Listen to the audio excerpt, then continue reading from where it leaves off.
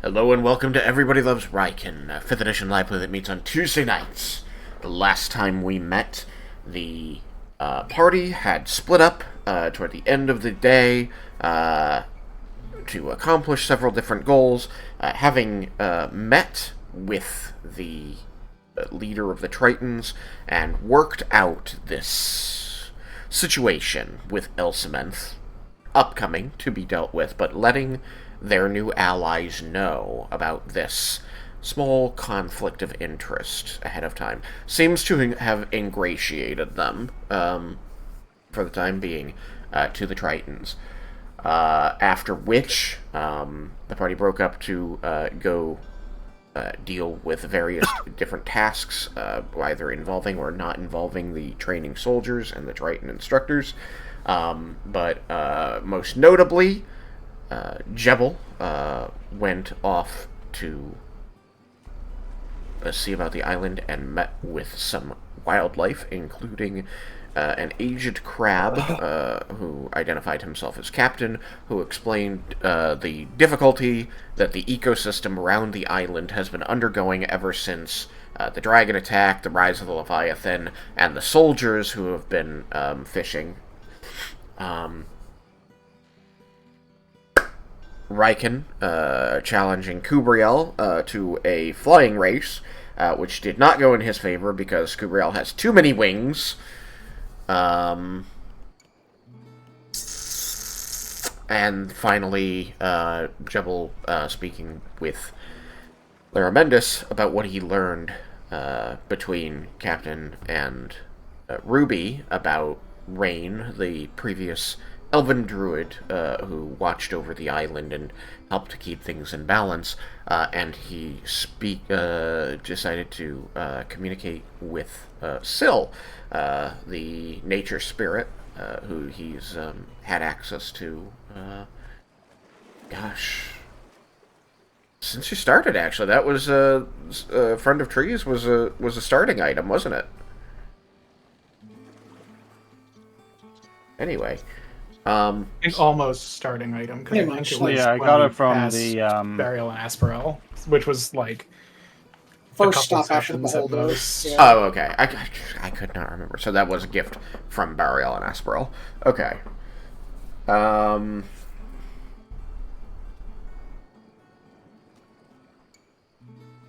Yeah. I think that actually covers the major events, the foot race, the druid stuff. Vendar continues to be cooking with Simdar, and supposedly they have not blown themselves up, as the workshop still has its roof, according to Laromendis. We ended with the party all retiring to their respectively chosen beds, and so I believe that we can begin today in the morning with everyone having received the benefits of a long rest. Now, before I officially state that, is there any reason that we should not skip right on to morning?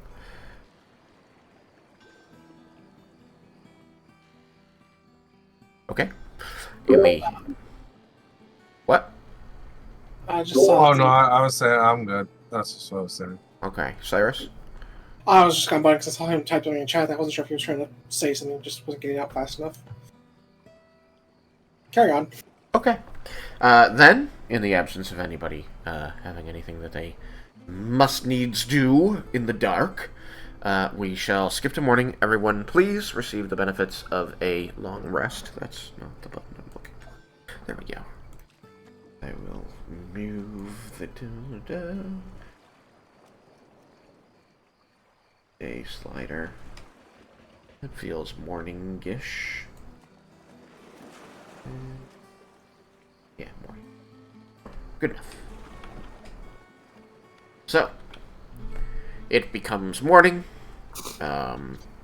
Vendar, you have worked very hard with your simulacrum, and you are able to produce a good handful of the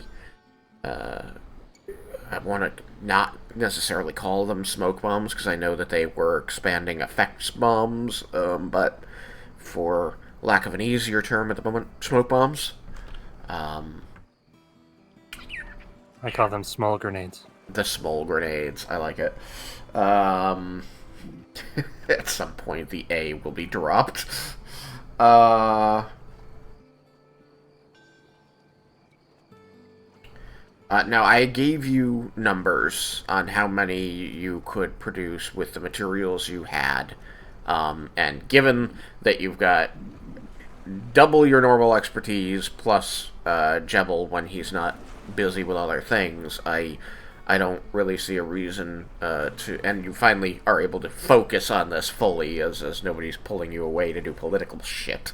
I don't see a reason to check if you're losing materials to inefficiency or self-detonations. I think that you have situated yourself where that isn't a risk. Good. So, as I said, I believe I gave you the numbers on what you could produce based on the size of the effect you wanted.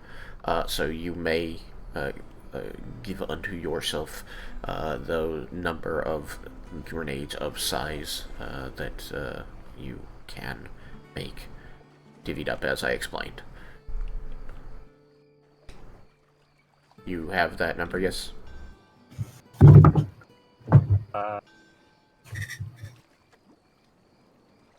I know, like, what it takes. I haven't actually just... I mean, that's fine. I just want to make sure that you know where to find the number so that you can mark it down. Yeah, I had Okay. 100 units of small, and it was 1 unit for 5 feet of explosives. So, like, 4 for 20, 3 for 15, 2 for 10. 1 Yeah, for 10. all of that sounds correct.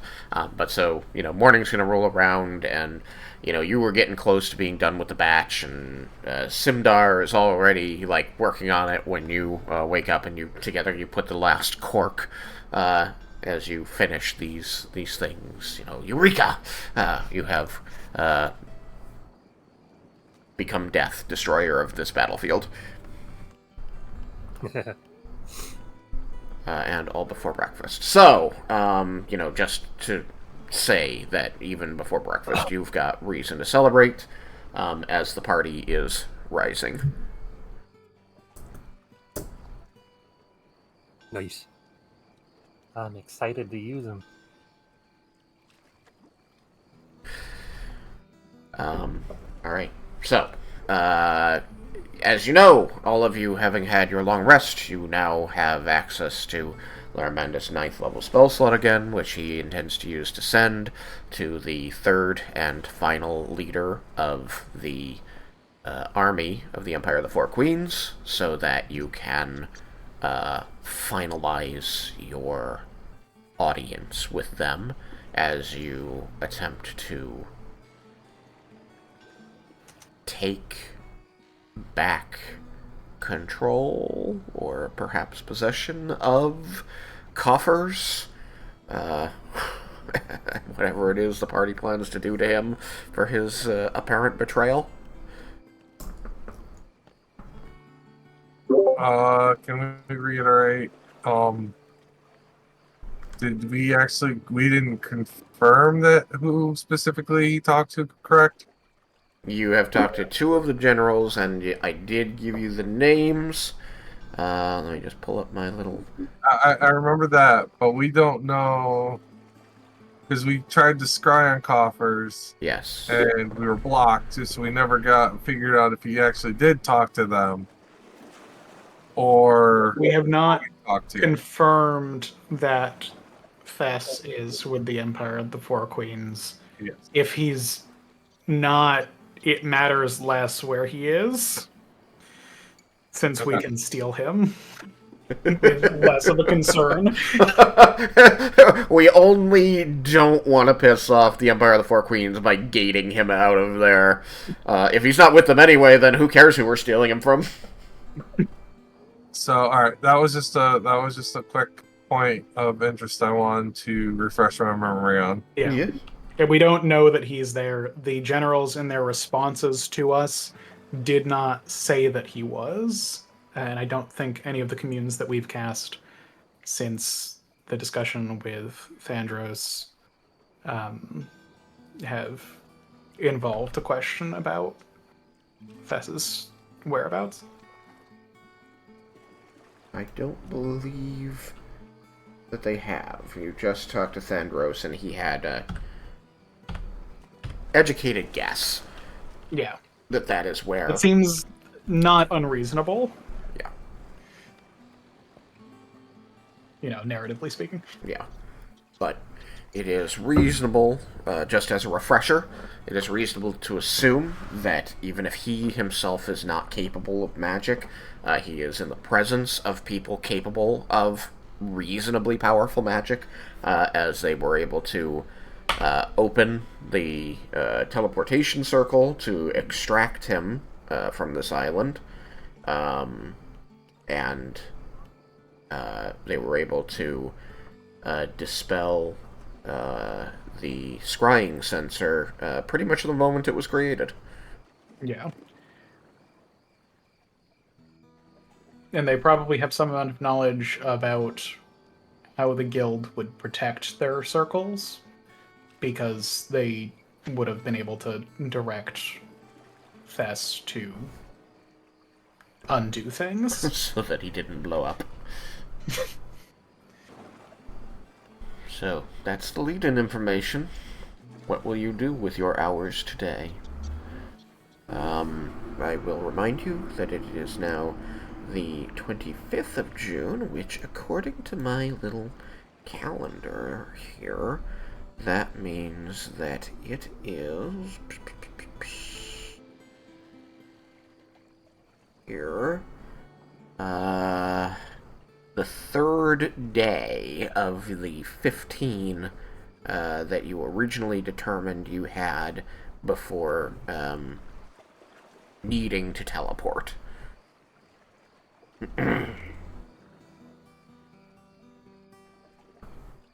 Makes sense. So I have posted in chat my proposed sending to Adaris Sandrini, who's the third general that we did not send to yet because their name came last in alphabetical order by last name. Which is very similar to what we had sent to the other generals.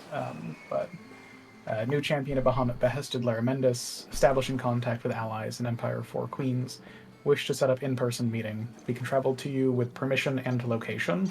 Yesterday informed other generals. Does anyone have any thoughts, comments, corrections, changes to that while I type up a response? Seems perfectly good to me. Me too. I will not send this before they would reasonably be awake, given my knowledge of Time time zones. in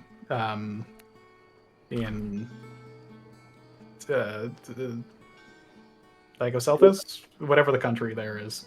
You can never mess that up because of your internal clock, right? I mean, I could be inaccurate in my estimate of where they are.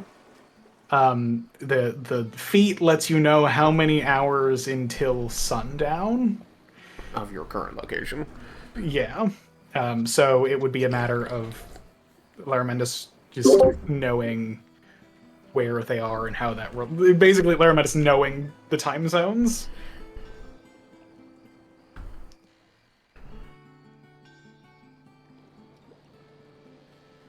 But yeah, so I think that they're earlier than us. Right? Sorry, my brain has shut off as I'm... it would be later because they're east of later you. than us. Huh? Yeah. Yeah, Huh? that was me also working through the same thing. It would be Like, later I can because they're map. east of you. So, when you're up, they are already up. Yeah. So you could potentially send this the moment you wake up and not be at risk of Yeah. offending. Especially because, as adventurers, your clock has been in many cases, wildly different. Well, I mean, all right, granted, you rise significantly earlier than everybody, given that you're trancing for only 4 hours. But I imagine you meant when everybody else rises in your party. Yeah, because Laromendis also wants to double check the sending with everyone, and isn't chomping at the bit to like wake people up to be like, okay, I think now they're probably awake. Why are you mad at me? Why are you mad at me? Yeah, like I said, I did assume that you were not going to try and send that 4 hours ahead of everybody else wanting to be aware of anything. So, given that, in Dicoselphus, they're several hours ahead of you, somewhere between 4 and 5. So it is, as late potentially as 1 in the afternoon, depending on when it is. You guys usually rise, between 6 and 8 in the morning, depending on when you go to sleep. So, and I mean, you guys as a party, agnostic of the trancers. Yeah. Short answer, yeah, you can send whenever you like, and it's not too early. Yeah. Cool. And in the middle of the night, they wake up like, what the fuck is wrong with this person? And I also would have used a 7th level to remake the mansion, and a 4th level to remake the sanctum. Just so that those continue. I'm glad I don't have to make it again. It does suck to use a 9th level spell to cast a 4th level spell.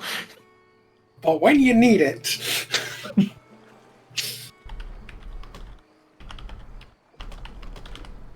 It would be hilarious if we had to stay here long enough that this room just permanently had a private sanctum on it. Okay.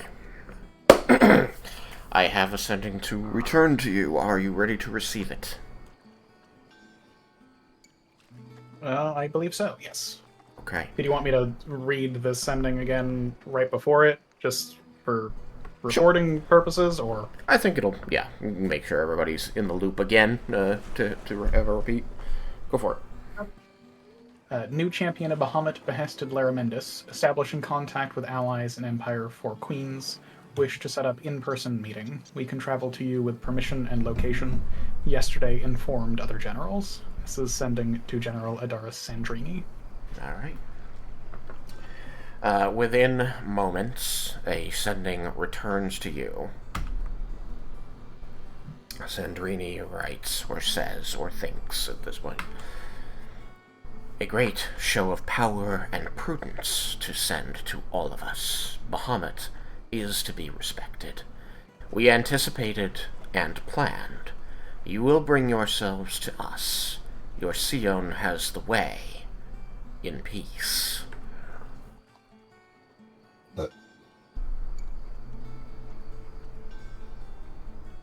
I like this one.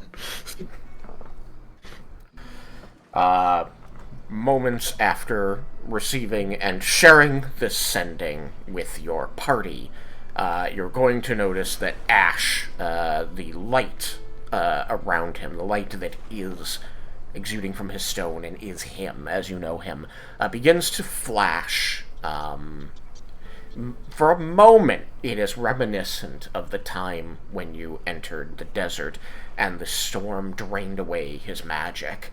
As you can see the stone as the light dims out, and then it brightens up.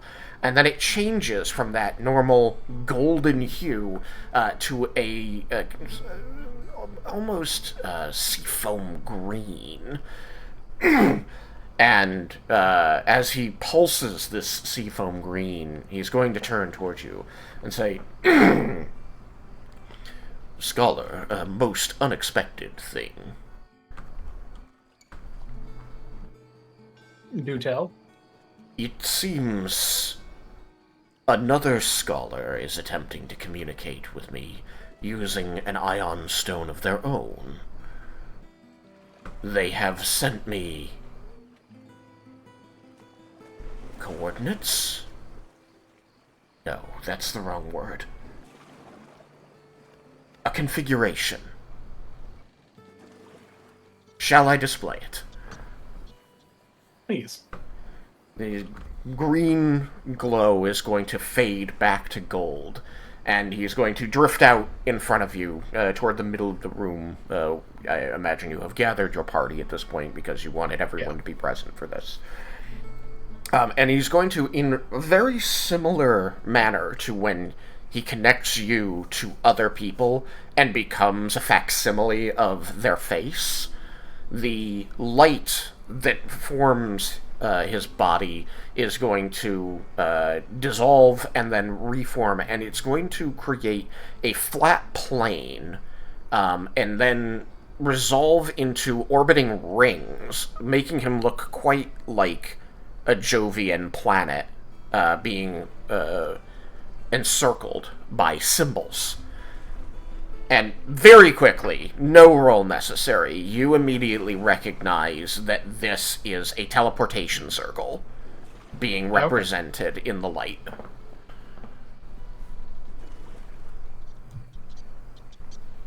Interesting. It is not a teleportation circle that you recognize.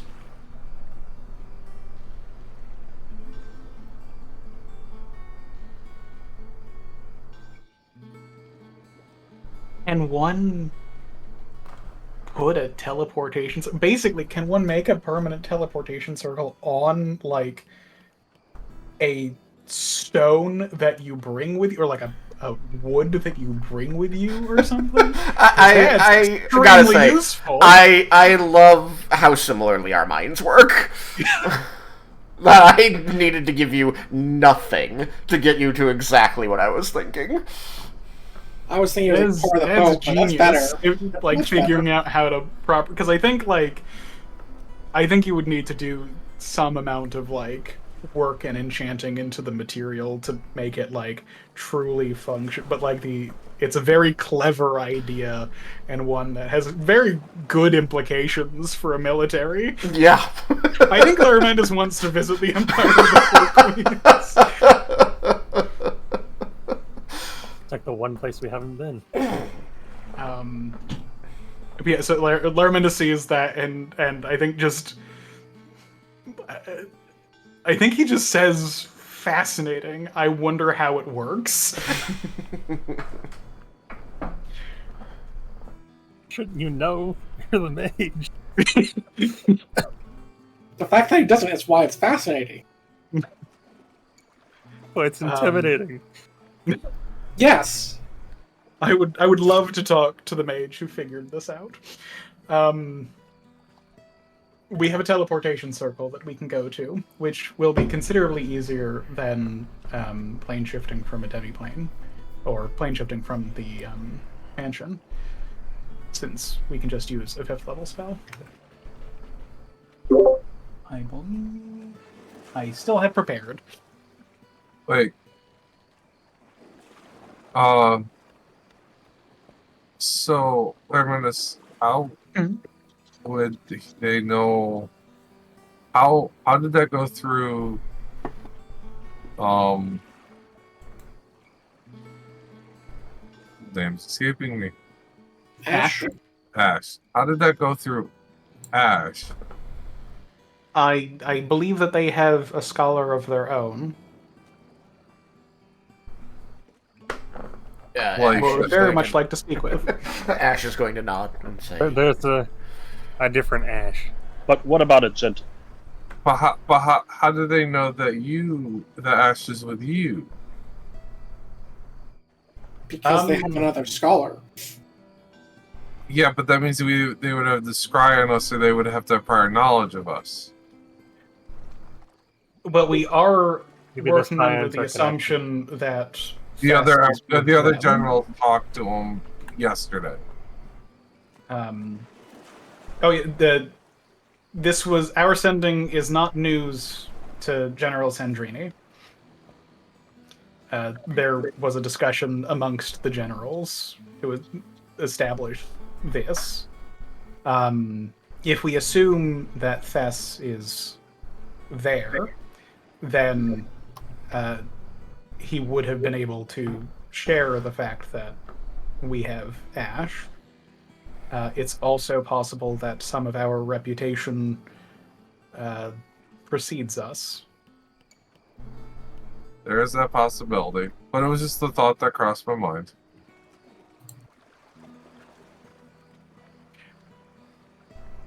So should we go? I guess Laromendis like cocks his head a bit and says to Ash, "Do you know what other Sions are currently traveling with scholars?" Of course, I have records within me of which Sions are currently active, and calculations of where they should be, and the ability to communicate with them, though I mostly do not without the leave of my scholar. This is normal protocol, I would imagine it.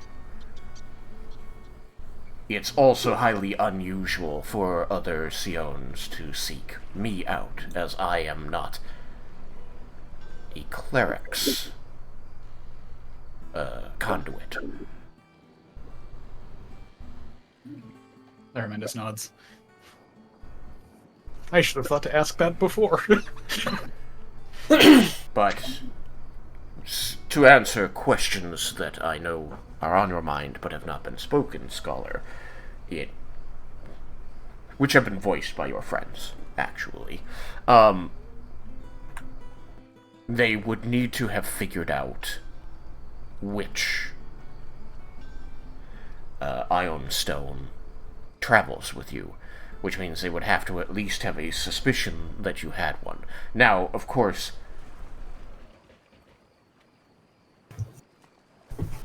yes, it would be in line with Ion for me to reveal to you that it is not uncommon for people hoping to be in contact with other scholars to simply ask.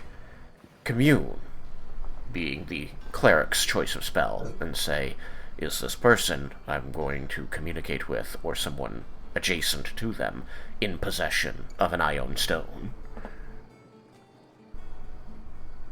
Follow-up question. If you know what stones are traveling with who, then wouldn't they just know from the fact we gave them a name? Or at least couldn't their stone fill them in? Yes. Some stones are more free with this information than I am. I have learned, over the course of having several non-cleric of Ion scholars, that there is a time and a place for certain information to be divulged. I can certainly see it disconcerting some who you might have been traveling with. It has also proven to be dangerous knowledge in the past, Scholar.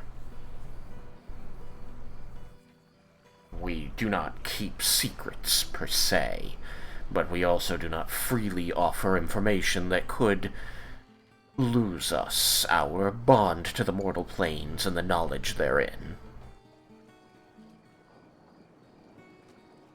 If you will... Lifetime of a mortal is a sufficient amount of... a reasonable amount of time to delay certain information from being passed around. I was especially careful with this information following the loss of my previous scholar.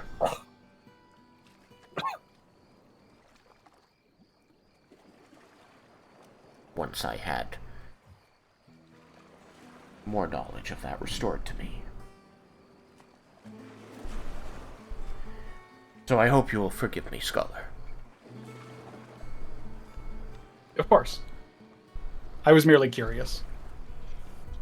Honorable. Now then. It would help if I gave them names. The cleric and the other... I'm going to have to ask for a minute of time here. The old, oh crap, I don't have a name. Yeah, I love that little song and dance. I'm a little too used to it. Me doing it, that is, just to be clear.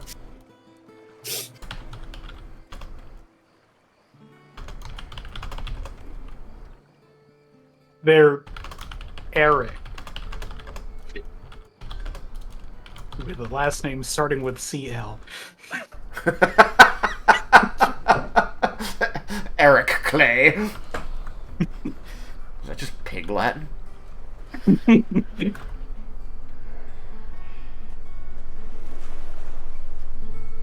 That would be a really funny cleric to play.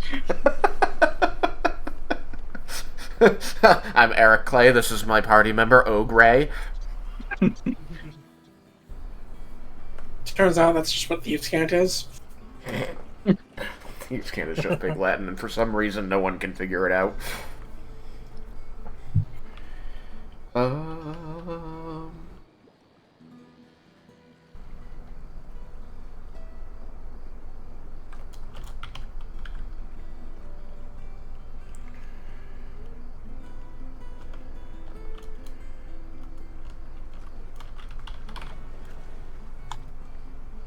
Okay, I think that'll do.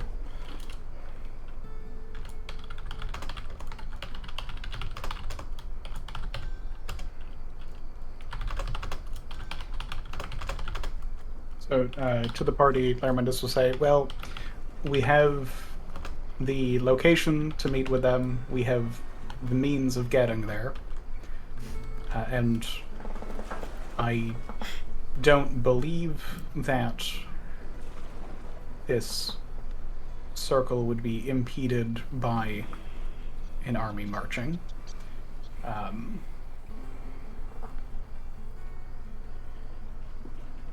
I think that we need to go and speak with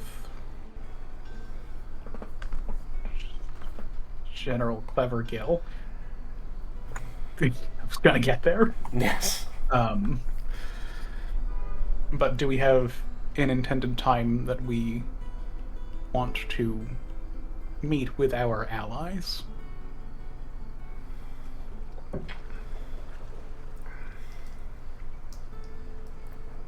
I can communicate freely with the other Ion Stone to alert them of your intention to appear.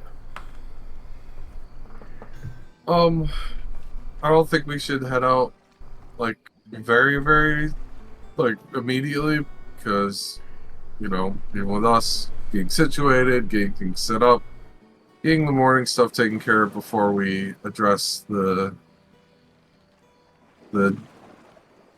duties of the day. Do we want to ask them to inform us when they have finished their... when they've begun to make camp? For the day? I would say, why don't we communicate that we wish to come at a particular time that we choose right now, or if there's if it has to be a different time, or no. I would say, is there a time you expect us to be there? If not, we will be there at this time. Does that sound horrible?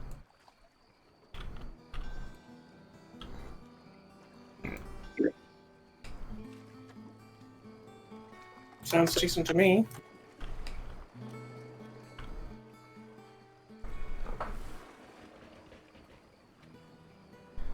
I suppose that's reasonable. I think, I would say, well, go ahead. so, something along the lines of, we don't want to disrupt your march, so is there a time They're that sailing? is most... Are they sailing? I believe Okay. so. Okay. Yeah, they're coming down the Um, inner sea, aren't they? I thought they were going along the coast because that's where their nation is. All nations are on the coast of the inner sea. Well, wasn't the Empire of the Four Queens to the outer edge? They're on the eastern side of Amaranta, south of Dicocelsius, south of Toralos.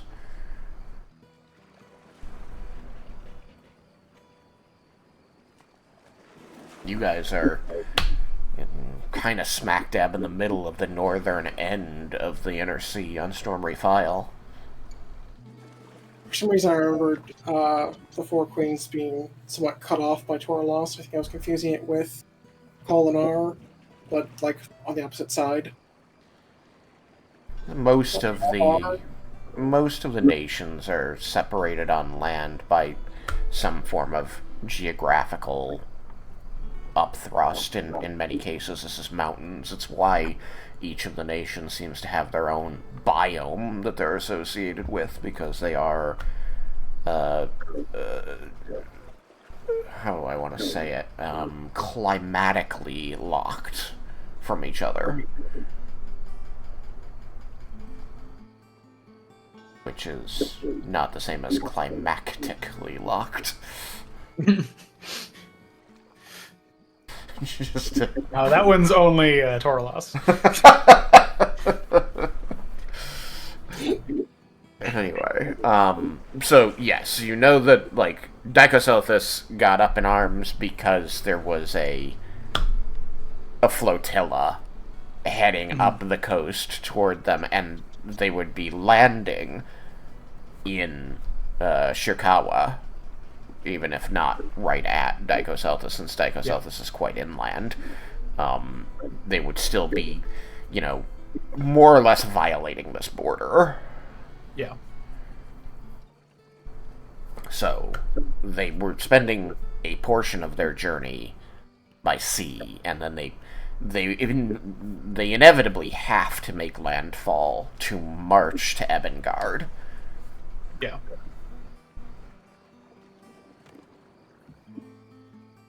So it's possible that they're still on the water leg of their travel, but also possible that they're on foot. Yeah.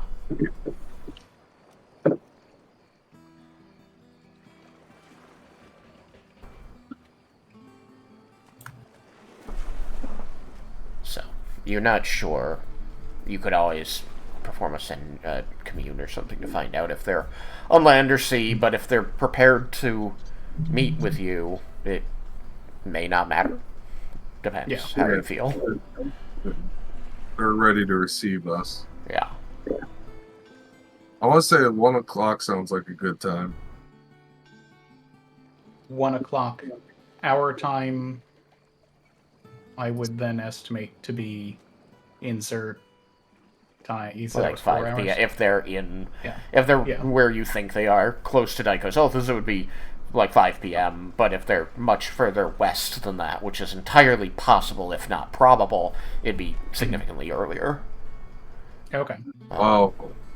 Okay.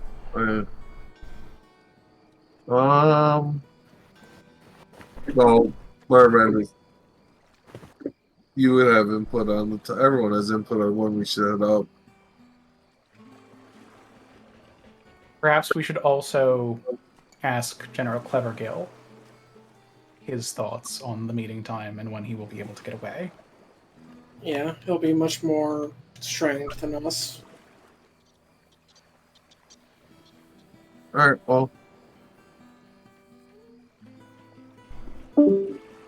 Oh. Alright then. and someone I also want to bring up, if we end up bringing up coffers, to them, I would say that we won't lie, but we should not word it in the what we believe happened, and just in the sense is that he's come up missing. We tried to look for him, we couldn't find him, and there was interference. It doesn't paint the best picture still. True, I think if because I they almost, make any kind of implication that they have information that he would have, it is indicative that he is there with them. that's true. There's no reason they would know where he is either. If he is not with them, they would not know who he is. And he doesn't need to come to Other something. than perhaps his name being involved in some correspondence. Although if that was the case, he likely wouldn't have needed to wait so long to deal with. Although it could have been a matter of just trying to obfuscate their names from me while he knew them. I am unsure. All right. Well, I'll go speak to Clever Girl right now, and we'll figure out our battle plan. So then I will proceed to leave Tristan to go find Clever Girl, Okay. and then I don't think I have to do anything special. Just to I'll walk up to him, greet him, and inquire that information.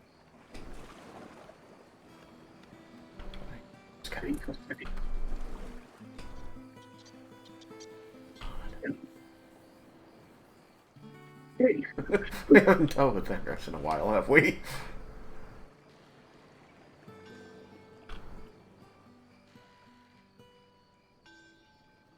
Oh boy.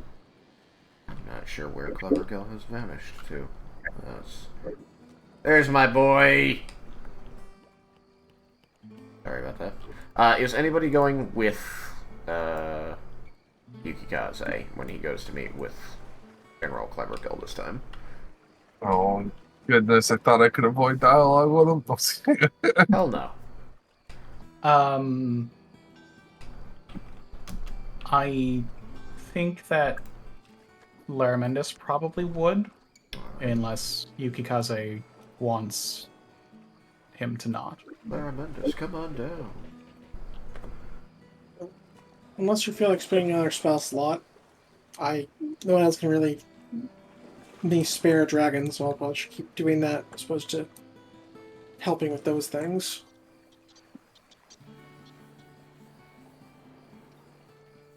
I have neglected to mention how valuable it has been to have 2 dragons to train the group, because it's always intimidating to see one, but you really can't really anticipate or prepare for the idea of seeing more than one without actually seeing more than one. Yeah. You're just like, one is terrifying, but like, I can get used to this, and then the second one flies by you in your peripheral vision, and you're like, oh, right, this is terrifying. Yeah, but it should also help with just seeing the difference in like strength between the ages, since one's, I assume, ancient, the other, me, adult. There we go. It took me so long to remember where I get these fucking things. There we go. Alright. Anyone besides Laromendis going? Remember that you're all being looped in with the telepathic bond, because why not?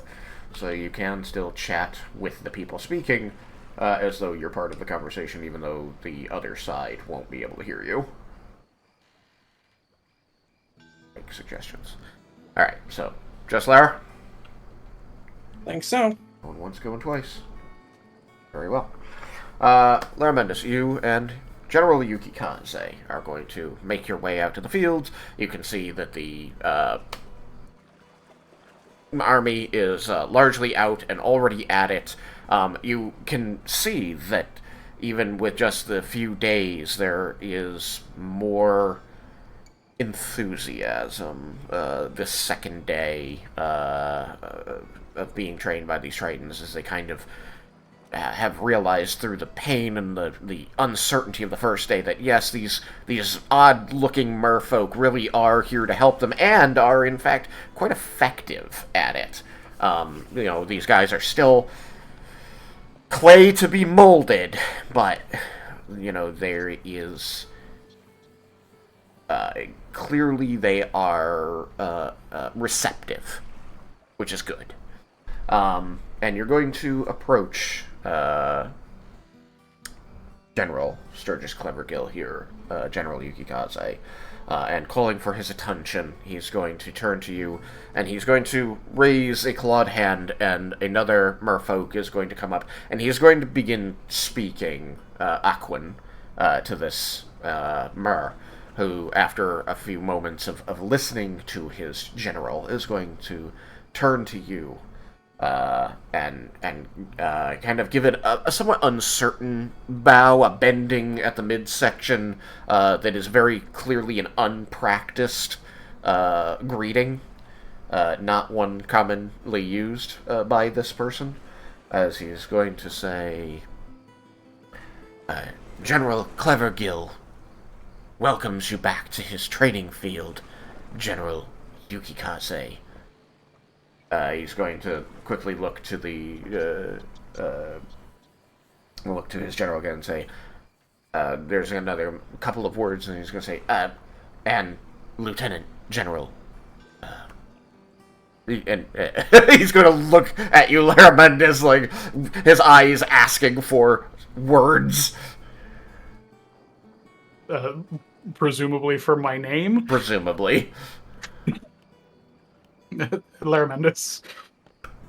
He's going to say this while turning away from you back toward the general, who's going to nod at this before he says a couple more words in Aquan and says, he seems to turn back towards you, a very clear look of relief on his face, almost kind of a smile spreading his sharp-toothed mouth as he says, the general wishes to repeat his gratitude towards you in your dealings yesterday, and as such feels no need to struggle through common to keep secrets from those here. You are a trusted ally.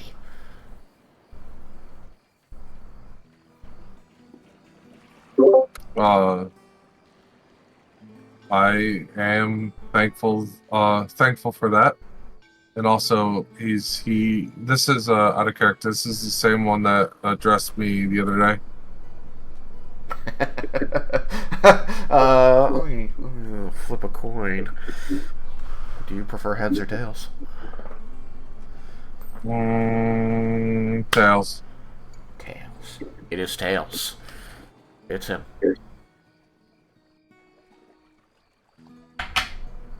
He says, please speak your mind to our general through me, and I will convey his words back to you so that we can continue more naturally.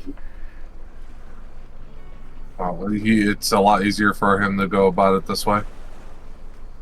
Yes.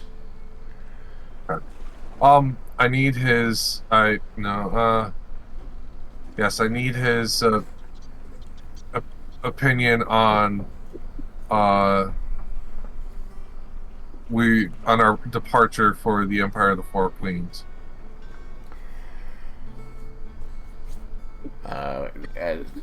Everything that you say will be conveyed to him, and then a response will be formulated back to him. But for the sake of natural speech, I will say the opinion you require is Time availability. You should, I think telepathically, Laromendis will say you should let him know that they're expecting us today. We have a means of teleporting to them. So we, I apologize for, never mind, I'm not gonna say that, scratch that. We have a means of travel, and we are meeting them today.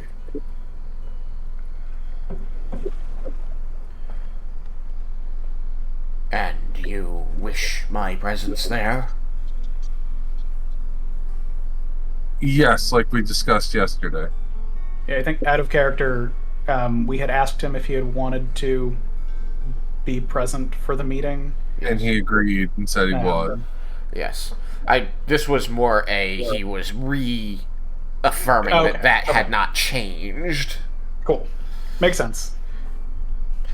It's just been long enough since other things happened that... My soldiers have everything covered here for at least the next 2 days, and I do not imagine that we will be staying longer than that. So whenever you and your lieutenants general are ready, so shall we be. Okay.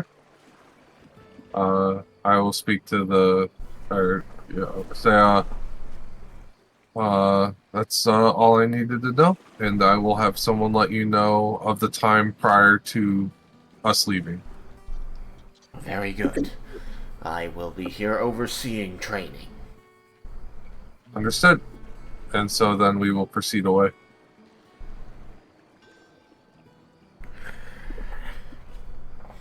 That is that. I think that before we would have left, I would have sent Laromendis to go and assist with the magical training. Okay. So I don't think we have need of him today. Very good. Militant. Oh, somebody's food has arrived. I don't know. It's not food. I don't think. I didn't order food. Gonna put him with the rest of the group, even though the group is off training. So I guess we would end up proceeding back to where everyone else was. Well, no, because everyone's scattered. I mean, I know that we can talk Cyrus telepathically. scattered. I'm not sure if everyone's scattered. So I'll head back toward the inn, and I guess as soon as get back, I'll be telepathing. Alright, so everything should be all set.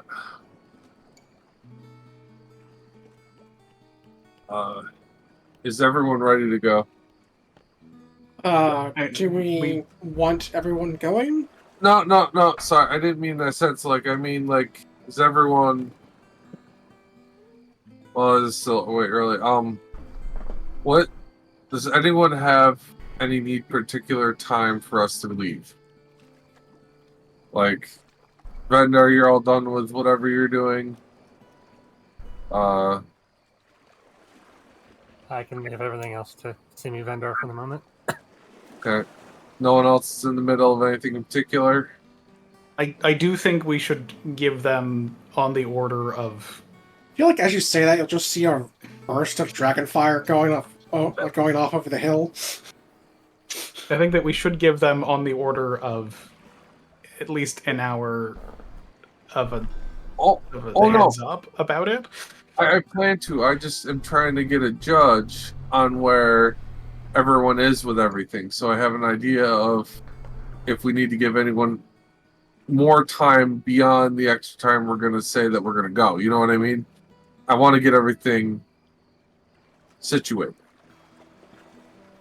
So I'm curious about if anyone has anything that will tie them down for any significant amount of time. Well, it goes back to my original question of, do we all need to go? I guess I was kind of going near the assumption we all were going, but that is true. We all don't necessarily have to. Is there anyone that wishes not to? I should go if only to be able to teleport us back. Yeah, that's a good We point. can reform the teleportation circle at the guild, or I can have my simulacrum reform the teleportation circle at the guild when we need to teleport back.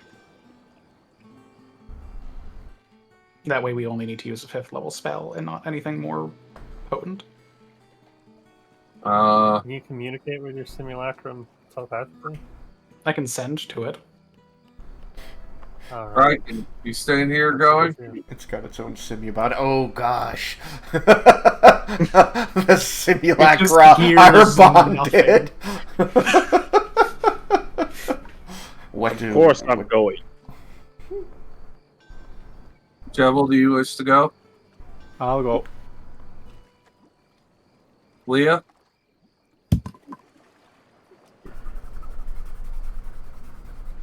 Just to clarify, this is to get coffers, or? No, this is to go to see the generals of the Empire and Four Queens. Oh yeah, nah, I'm Which out. would be also getting coffers. Oh, Awesome. well, if it's also getting coffers, I'm joining. So it's possible. It's probable, but we don't know for sure. Cyrus? Yeah, sure, I come. I think having all of the command staff, especially for both potential allied armies in one place, is a poor idea. So, if nothing else, I feel like I should stay behind for that reason. But also, if I see that magic circle diagram, I could get there quickly, and my role here is also somewhat difficult to replace. That's a fair point, but it was also I'm also feeling in the sense I originally kind of assumed everyone going. That was because of the feeling of, hey, what if this is crap? You know? Yes, in which case I refer back to the I can get there quickly, but also there's still what, 6 of you? That's true. 7 if you bring extra Vendar, 8 if you bring extra Laromendis. No, you're good. If you're gonna stay, you have a big task ahead of you for torturing all the soldiers. If things go poorly, tell me and I'll be there, but I do want to make sure I have that teleportation circle at hand should I need it. Bendar, what was that? I was just thinking it might be odd if there were 2 people exactly the same. It might just. I feel like we should leave the simulacra here. Have you guys ever heard of twins? I can share with you the teleportation circle. Were I the Empire of the Four Queens, and were I to construct a mobile permanent teleportation circle, I would absolutely make it so that I could remove a piece of it so that it will not function, so that somebody could not teleport to it in the middle of the night. Especially if this is being used for supplies, it's one that's going to be more well known. If it's a stone, other circles. If it's on a stone like you've thought about, I imagine they just flip it over. Like, is the physical orientation not important, or am I? I think you would just end up in the nearest unoccupied space. Perhaps. But regardless, any creature that enters the portal instantly appears within 5 feet of the destination circle or in the nearest unoccupied space, if that space is occupied. So the orientation of it is not going to be meaningfully important. If I did not make it such that I could take it apart, I would absolutely try and... although glyphs of warding aren't going to work because it's mobile. There are certainly things that I would try and do to make it so that I had more control over what happened with it, if I was not able to dismantle its functioning. Then, even if that were to happen, we have a expensive option of you opening a demi-plane that I could match. But that would also serve as extraction if needed, or reinforcements. Call it a drill, if you like. If only I had also... we'll have Leah. Do I have rope trick prepared? I do not have rope trick prepared. Damn it!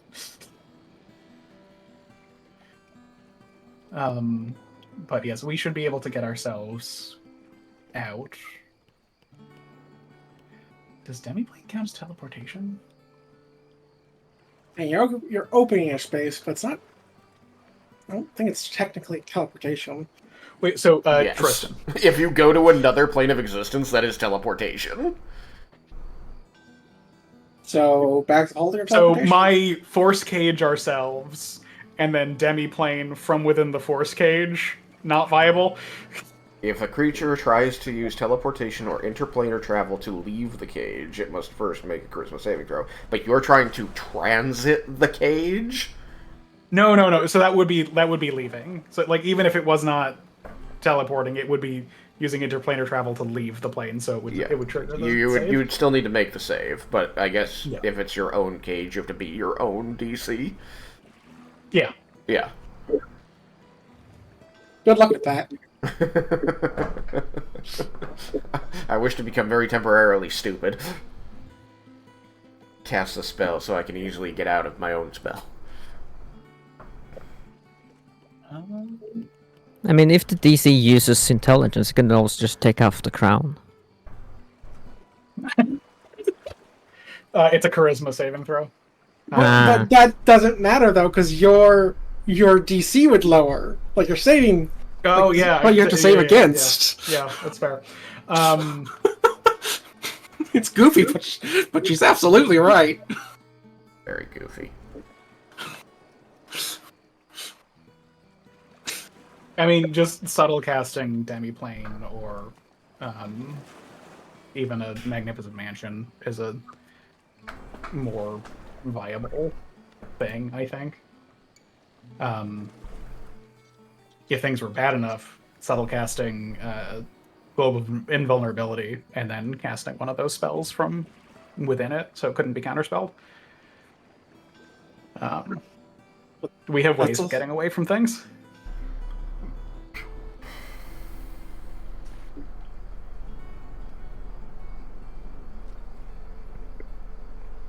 I don't wish to leave the group hanging, but I also want to make sure that, Army still has training going, and like I said, having literally every general and what are we, lieutenants or whatever rank we are in one place. General. Your Seems rank like a is poor Lieutenant idea. General. Okay. I will say, if the need arises for a connected demiplane for your transit to us, have my simulacrum do it. Or no, it doesn't have an 8th level spell anymore, does it? I don't think it does. What do you use for it? You used its 8th and 9th. But bear in mind, this is a spell I know. It's not like I'm using Wish to do this. Yeah, but my intent was to save you resources, but yeah, it has used its 8th Yeah, but then I have to level go fetch him, and it kind of slows down the response. At that point, you might be able to just demi-plane back to your mansion. I have no clue how that would work, but maybe.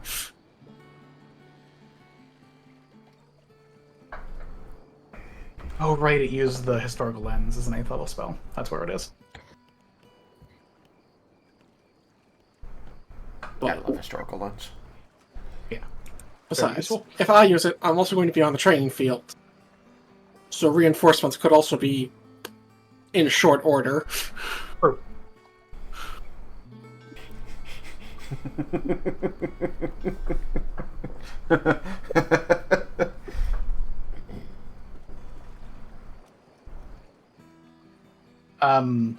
I suppose leaving Cyrus here is also reasonable, since did we have the discussion with Siltharis about her joining us for her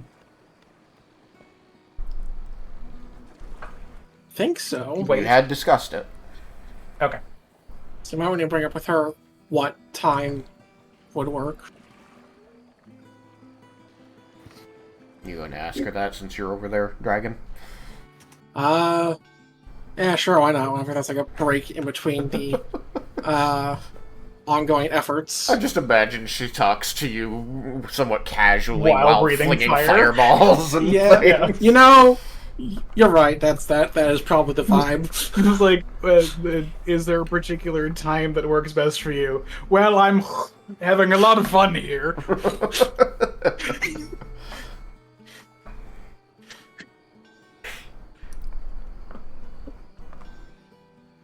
So you ask her when works best for her, right?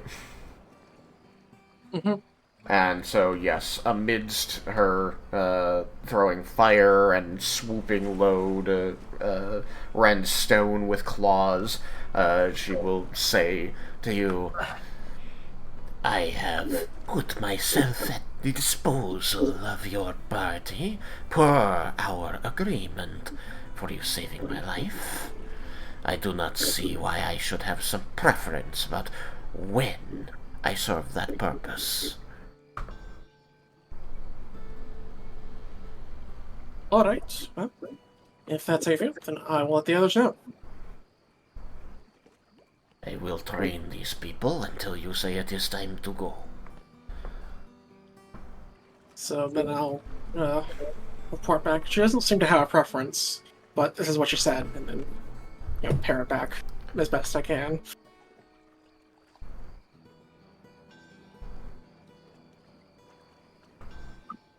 As nuance is occasionally lost. Shall we propose 2 hours? If I say telepathically to everyone.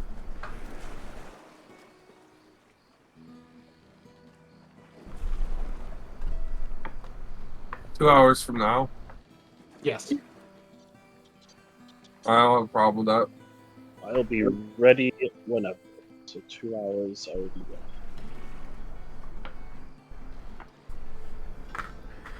Alright, since everyone's in agreement, I imagine you're going to give the nod to Ash to give that information. Yes. As And soon I'll, as of I course, get... be relaying the time to the other dragon, whose name is just slipped my brain for some reason. Zeltharis. Seltharis, sorry. Malachi said what? No, it's just once Ash gets the reply, or that's communicated, I'll inform, or I'll have someone inform Clever Girl. For your information, Scholar, I am communicating with an Ion Stone who is called Ini, and they are paired with a cleric of Ion who is called Levin Drokir. I look forward to meeting the both of them. They will be present at the meeting.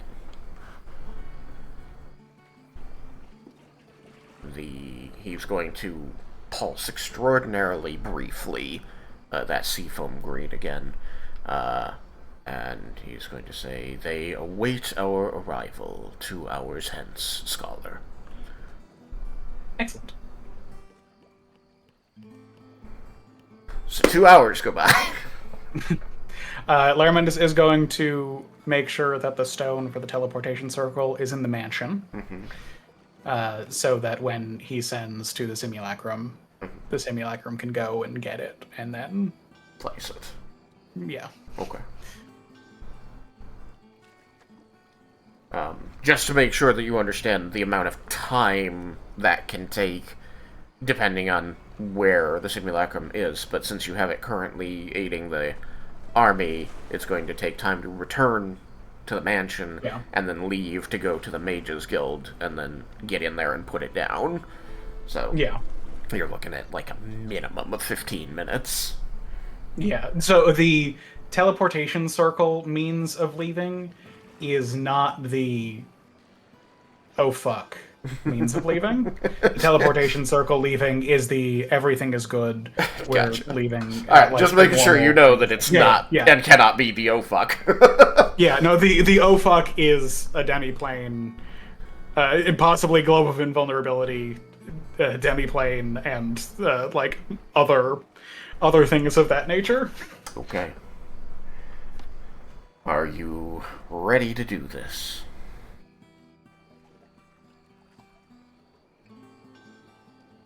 Board ready. I suppose so.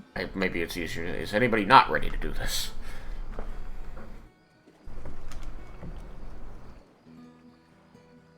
Alright then. You're going to gather up and open a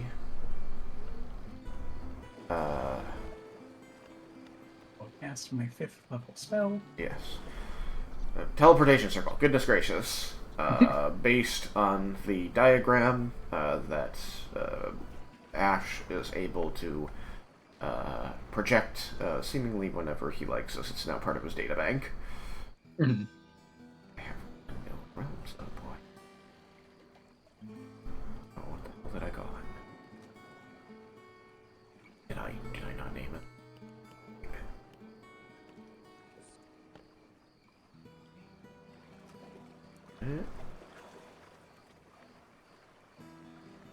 Alright, I'm gonna have to just check these two unknown ones to see if I just didn't name it.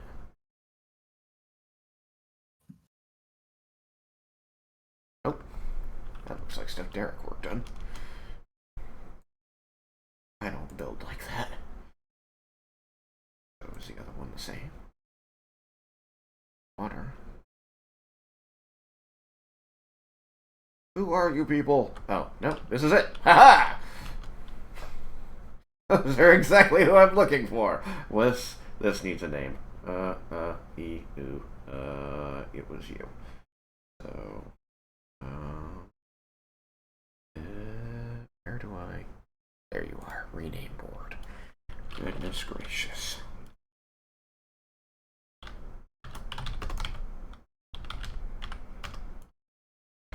And the kerning on capital Q's is still so obnoxious. It's so bad. Alright, so I should have with that. Fetch players. My God, it is so bad. That it's so long. That's impressive. It's amazingly bad kerning. Alright, I need all of you fuckers. Not Gold Dragon Cyrus, though. Oh, Was that Gold Dragon Cyrus? Yeah, suck it, Golden Dragon Cyrus. Oh, Jeb. Where? Is Kubriel going with you? Kubriel goes everywhere with me now. Okay. Even the We're best, bathroom. we're best buds. I just so wouldn't put it past them. I am liking that I can now take out tokens that I've accidentally left flying and drop them and not have them fall through the map. That was always super obnoxious. Vendor. Yuki. 1, 2, 3, 4, 5, 6, not 7, plus her, and then I did save. There you are, Sothars.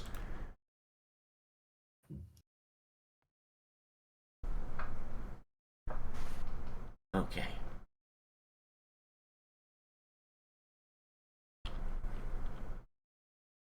I imagine Saltharis is going through in her human form. She will listen to you in her a mortal form, if you don't want her going through as a dragon, so I guess just tell me now. I don't think she can fit as a dragon. I don't think she can fit as a dragon. So I think mortal form. Whether she wants to immediately like go dragon. Yeah, she comes out of the portal, then boom, Boom. it's back in a dragon form.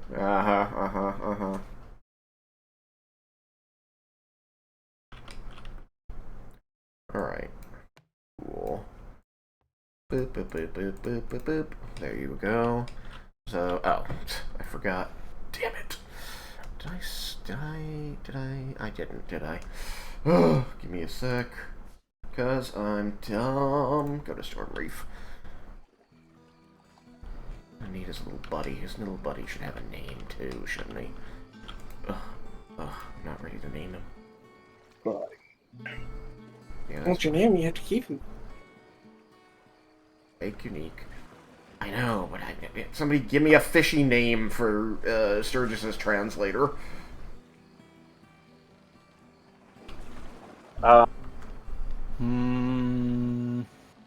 Nemo.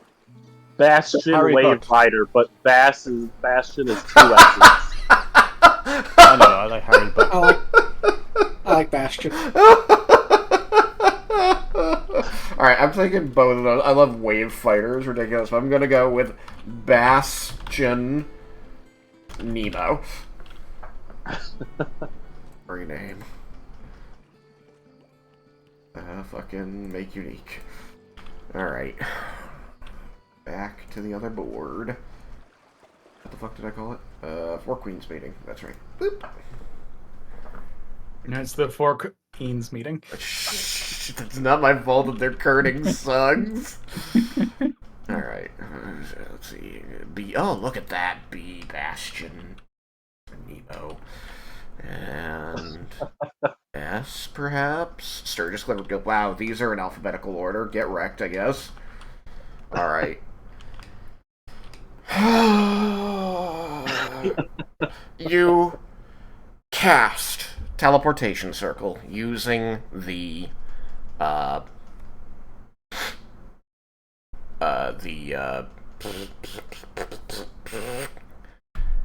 circle code that was given to you by the generals of the Empire of the Four Queens. You all step through, and the portal closes behind you as two soldiers seem to, like, step back, each holding a plank of this deeply mahogany-looking wood that you can see the deeply carved bits of glyph on them, effectively breaking the circle from the far sides.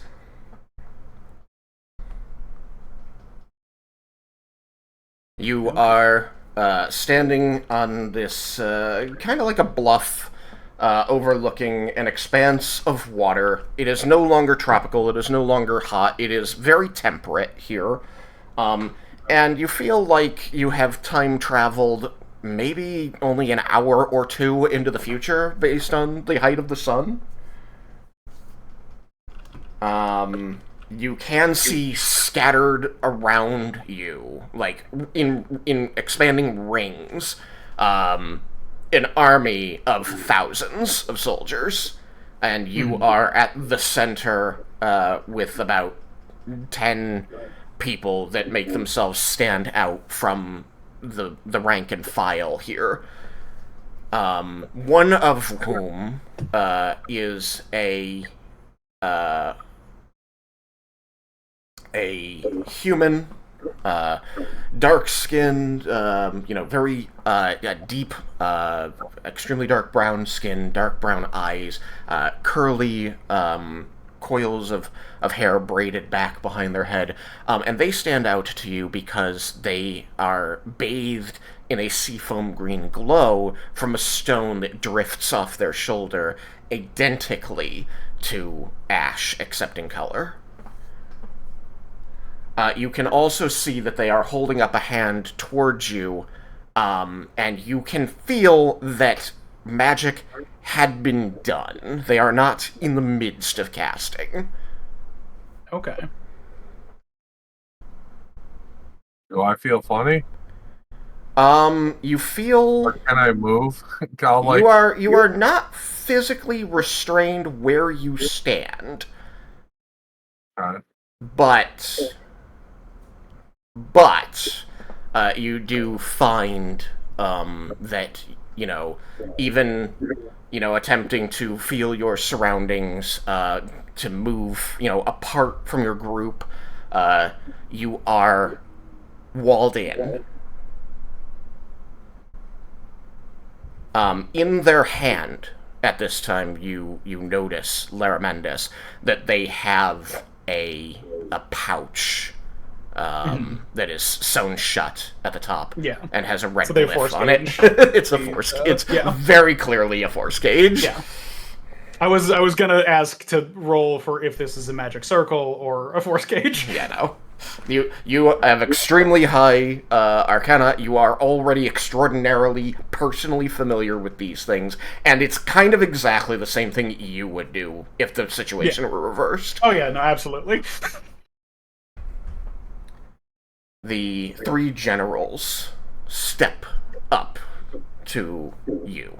They know where the force cage ends. You can look down beneath your feet and see that you stand on several planks of dark wood that all have these deeply cut and darkly burned glyphs in them, and you can see that even as you look down at them, this purplish glow is fading into, like, almost being absorbed into the burned portion of the wood, as the two soldiers, one to either side, hold their plank that also just has this faintest bit of purple glow fading into the bit of glyph that was removed when they took their planks up. You can see that you are on a platform that can be fully deconstructed and made into a stack of wood, and then laid out and slotted together to form this teleportation circle wherever they are. Mhm. Fascinating. Just because I know that's exactly what Laromendis would busy his mind with while this is going on. Oh yeah, and it's important. To be like force cage. I think he would telepath to everyone. We are in a force cage, which means teleportation is going to be difficult. Yeah. And as he's like telepathing that, he's making note of all of those things. Yeah. It's also something that, like, the construction of it is immediately obvious while you're standing on it. Like, you can look at it and go, oh, yeah, that makes perfect sense. The only thing you might not be aware of is what this wood is, what tree it came from. And for that, I'd like you to first check nature. Okay. I am not great at that. That's why I want you to check it first. That's a 13 on die, Okay. which puts me at a 21. A 21. Given that you are the only native of the Feywild, I don't think at this time that it was worth it to give this roll to anybody else. I don't think that they could make the DC. But you are telepathically linked, so you can talk about it. And your nature is high enough, so even without checking Arcana, which I know would give you the rest of the information, so I will give you both, you know that this wood is made from a tree that grows exclusively in the deep Feywild. It's called Alara wood, and it has the unique property of being able to be, and being, while it is growing in the Feywild, naturally infused with magic. It is very often used to hold glyphs.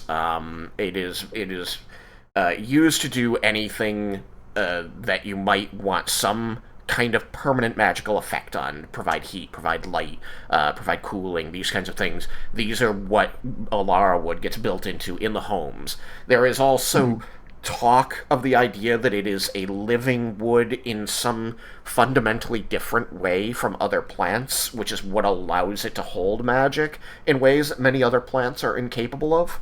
There are people in the Feywild who talk of it having a soul and it continuing to live and grow even after it has been cut down. These are not disregarded as crackpot theories, but there's not a lot of evidence supporting it, so they're treated more as folklore. I mean, there's probably a lot of people who harvest the lumber who most people don't associate with all that often because they're weird. Yeah, I think that's very reasonable. And that feels like the kind of thing that everyone's like, yeah, I'm gonna sign the invoice now. Yeah.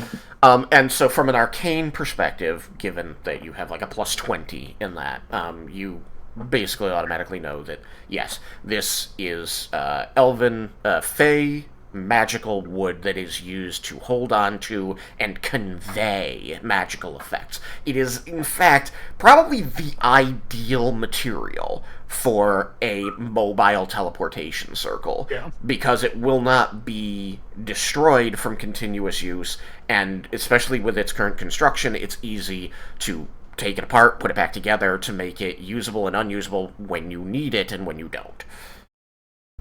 Other effects are very often put on these things, as I described: light, heating, cooling. These it's a very utilitarian material, and it finds a great deal of use in homes in the Feywild. It is extraordinarily uncommon to find it outside of the Feywild. It is a normal amount of uncommon, even in, like, the homes of common people in the Feywild.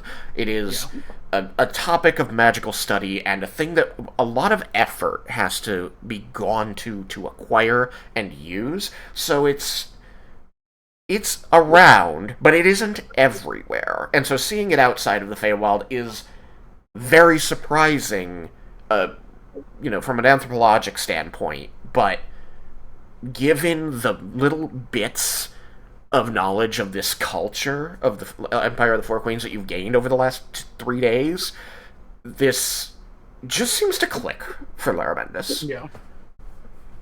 I think Laromendis very clearly, like, seems excited when he's very clearly looking at the thing and seeing it be, like, taken apart and everything. So, like, everyone else can see that he's very, like, intellectually interested in it, and I would imagine that there's, like, a dawning realization that is clear on his face that he can't hide, so that most people would probably, like, looking at him, would know that he has a pretty good idea of how this is functioning, Yeah. and could probably, with not too much experimentation, replicate it. You are, at this time, going to notice that Ash is going to once again momentarily pulse at Seafoam Green, and the other Ion Stone is also going to catch your eye as it pulses Ash's own gold momentarily. This seems to be an indicator of communication. What the hell is flashing down there? I'm actually going to say to Laromendis, can we speak out? Can sound go in and out of a force cage? Unless they've also cast a private sanctum that would prevent that from happening, yes, it would be foolish of them to do so, since they likely want to speak with us and just prevent us from leaving or doing anything harmful to them or the army. You seem to mental image me of the place that you're in. I did not parse that. Is it possible for anyone there to see me a mental image of the place they're at, just in case? I think that we could convey that kind of thing over the bond.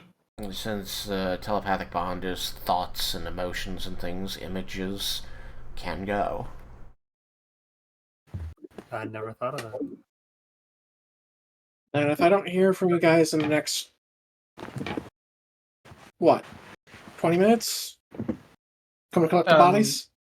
Force cage lasts an hour, unless they've extended the time of it, which would make it 2 Yes, hours. but I imagine the place you're looking at is not where the cage is.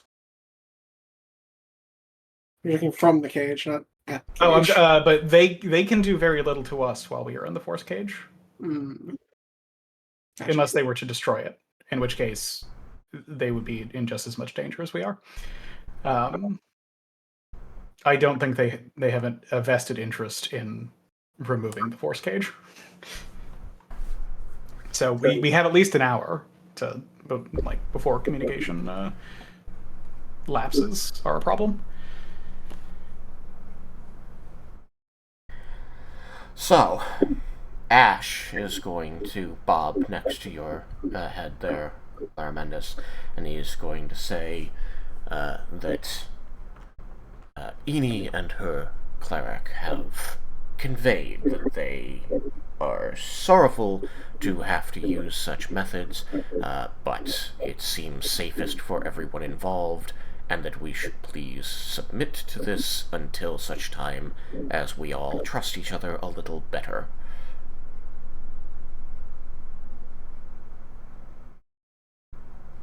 I think Laromendis will telepath. I think it prudent on both sides to have done this, but I don't know how everyone else feels. I can understand. Engaging interest before I respond. I wouldn't think it would be a good idea to piss him off. I don't see any bad reason about this. We did the same thing with the Abishai. Weak! Yuki Gaze had been saying something. Oh no, I was gonna say, I can understand where they're coming from. All right. Laromendis will say, I think that we understand the... Oh, yeah, force cage button. Wall.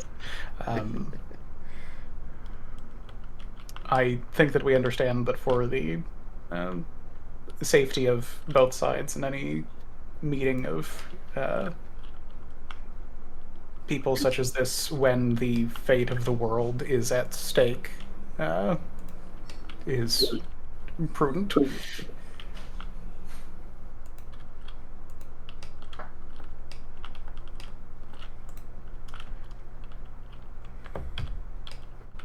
that will represent the force gauge. And I look forward to the time that we can converse without the need for a force cage. I'm putting it there just so that all of you know the boundaries of where you can move. You are able to grab your tokens and have them move if you wish to, but know that the force cage is fully invisible. Yeah. 3 open space to move. What? I was joking. I'll say you have like 3 open spaces to move to. Yeah, there's not a lot of like it's a 20 by 20, and there's a lot of you. Did Rowan trap us in a force cage, or was that just? No, it was several walls of force. I can imagine Raiken just sitting there pounding on it, slowly intensifying, just periodically. Just taps on it really lightly, and then just over the course of the time, just like harder and harder. Thump, thump, thump. Clang, clang, clang. Just like smashing his head on it. Jebla is just going to like tap on it with the end of the staff. Places along the wall and ceiling. You are able to find. You are able to trace its bounds. I will say that all of you who was there is immediately reminded of your treatment of the Abishai, and I will say that you can all immediately be thankful that these people were not sadistic and made this as large as they possibly could. Squishable together.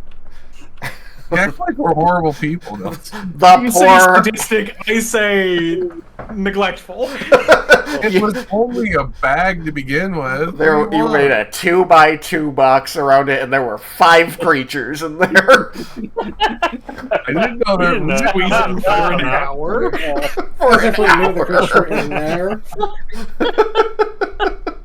All of you There suddenly could have can been hear one that, in there. those ringing, squeaky voices in the back of your minds going, weak, weak, weak.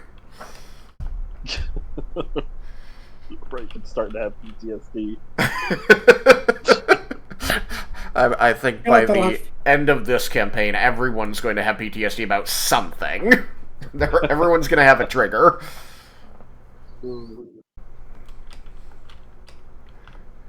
For Raiken, it just might be Force Gauge. But not for the reasons you think.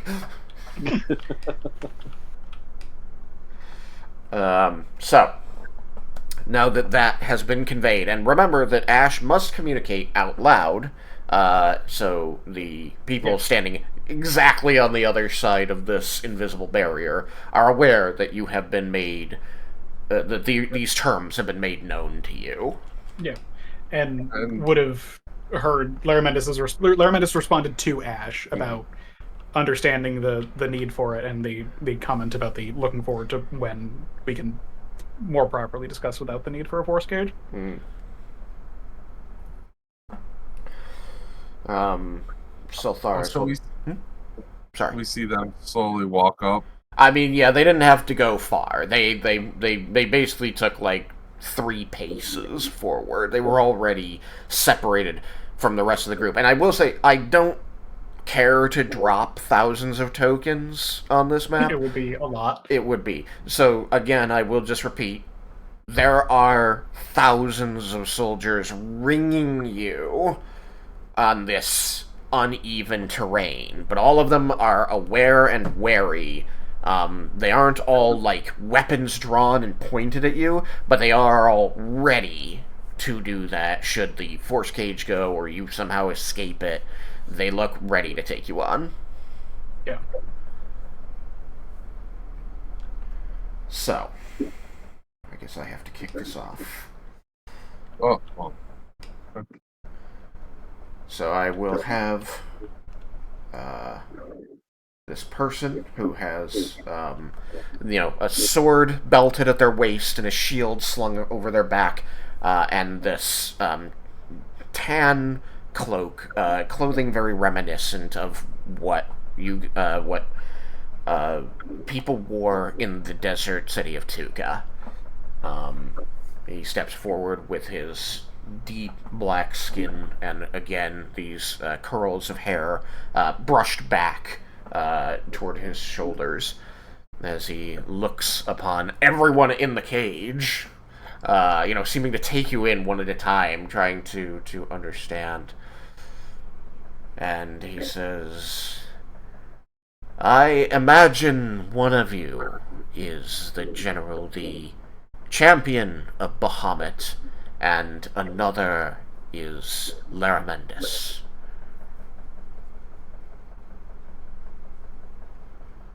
I will speak and say, I am Yukikaze, general of the army of Bahamut. And I'm Laromendis. He will make eye contact with both of you. He says, I hope that you have understood the message your Ion Stone gave you, and that we can speak, as some information is worked out before we can shake hands. I can understand this since this is our first time meeting. May I ask who I am speaking to? You may. I am Adaris Sandrini, third of the generals of the army of the Empire of the Four Queens. He will indicate to his right, and these are two other generals. The first and fourth generals, Orlissa Frangela and Thelmina Barafas. And each of them will nod at you. It is immediately obvious that at least one of them is more hostile, more ready to fight, hoping that you'll do something stupid. That you can read that in her expression. Real quick, Tristan, out of character, or actually everyone, did we have Sultharis on the bond? No. We did not cast a telepathic bond before this. So we have our eternal bond, Okay. but no other bond. Sultharis is the guardian in the north, right, Tristan? East. East. Damn. Sorry, I got that wrong. That's okay. There's a lot of titles and names. So real quick, just after they do their introduction, real quick,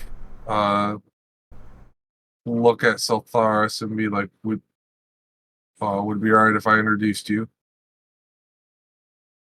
You may utilize my services however you see fit, though I cannot exactly make myself impressive for you in these confines without causing you great discomfort. I do not wish that of you. I just wish to use your name and properly introduce you. That's all.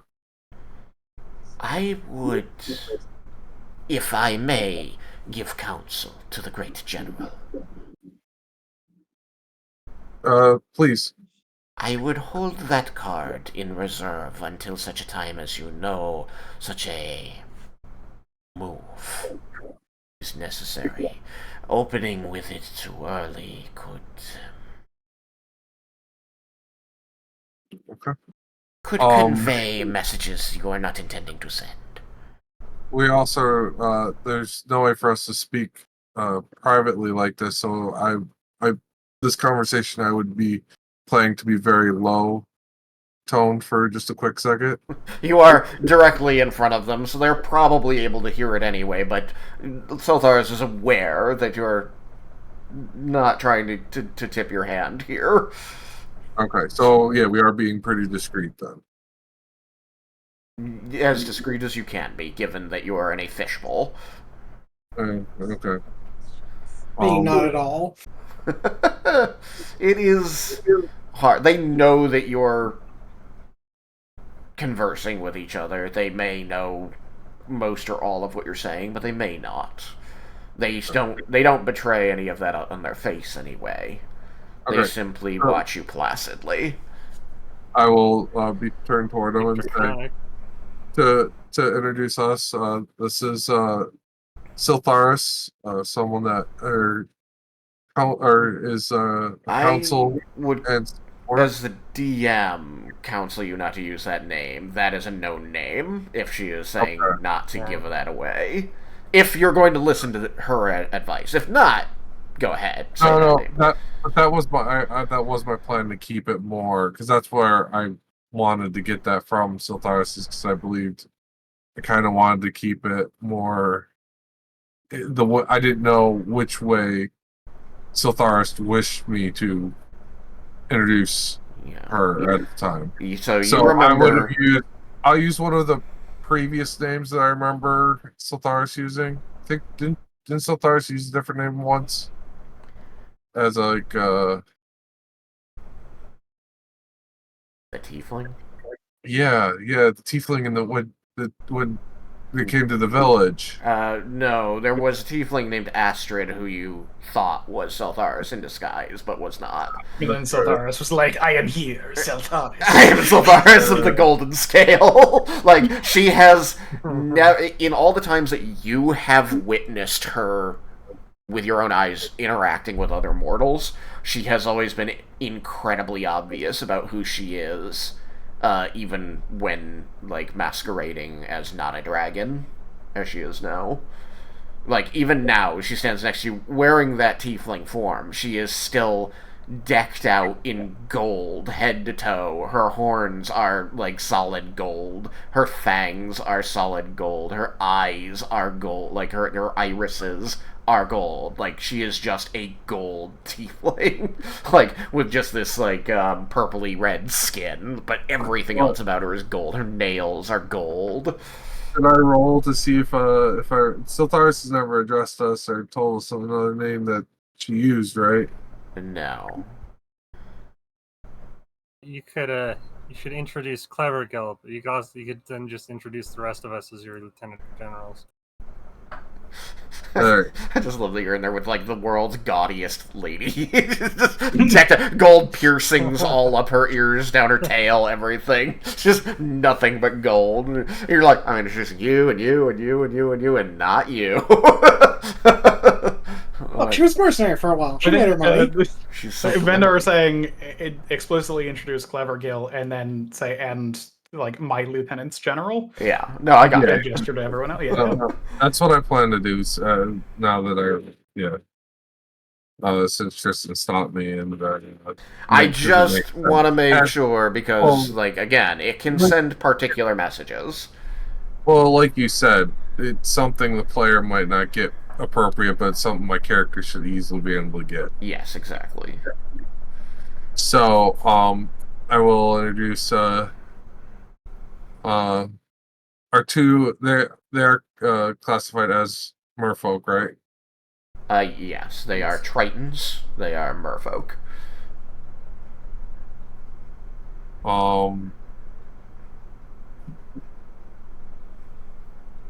So I will. So after I look at Siltharis for a quick whisper or like quickly talk to her, I will then say to our two merfolk associates, General Clevergill and General of the Tridents and his Translator. Yeah, I was gonna say translator Nemo. Bastion Nemo. Bastion Nemo. Bastion Nemo, and then my lieutenant generals, Vendar Jebel, and I'll point to each one as I introduce them. Vendar Jebel, Raiken, and Don't do the I names. think just think say that them you in know. generals. That way you can obfuscate without having to say Siltharis' name. I think it was clear to Oh. Yukikaze what Vendar meant by introduce Clever Gil and then introduce the rest of us as your lieutenant's general. Okay. Yes. All right. I think I can role play that as I kind of stop myself with Vendar chiming in. You just say, these are my lieutenants general, and as you begin to say a name, you get the message in your head and you stop. Yes. That's how I'd like to play it. Very good. Adara Sandrini is going to nod at this information. Orlissa is going to say, "You made quite the splash and threat with the powerful sendings the other day. We're going to keep you caged up until we can fully work out what this situation is, General. We have it on authority that things are not quite as they seem, and we need to parse exactly what that means before any trust is given." On the remark of the powerful sending is when that we had to do it that way for when I was appointed the champion of Bahamut for Bahamut's army.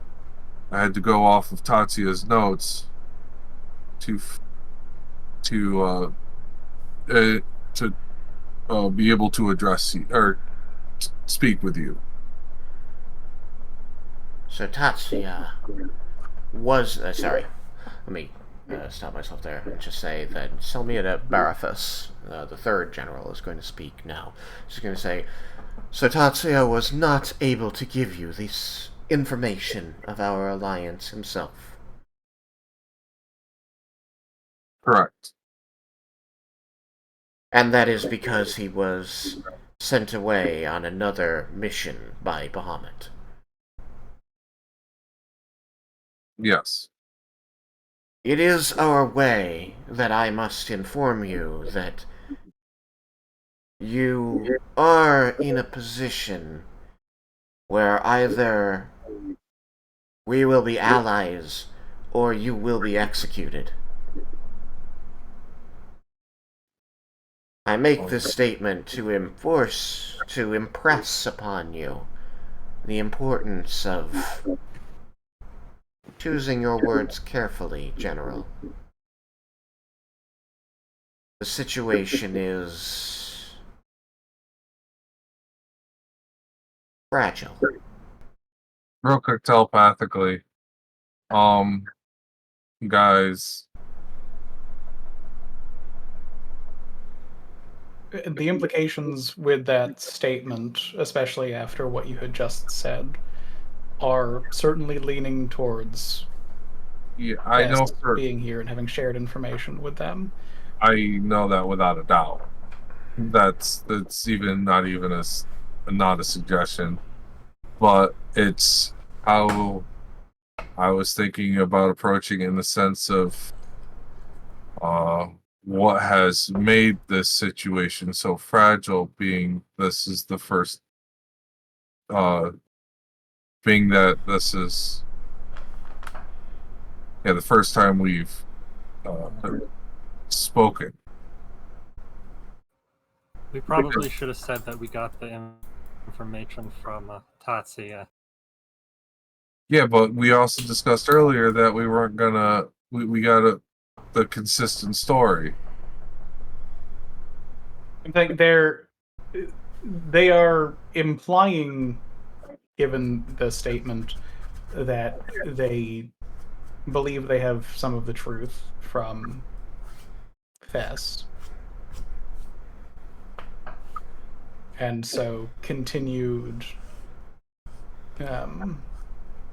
deception would be disagreeable to a further working relationship.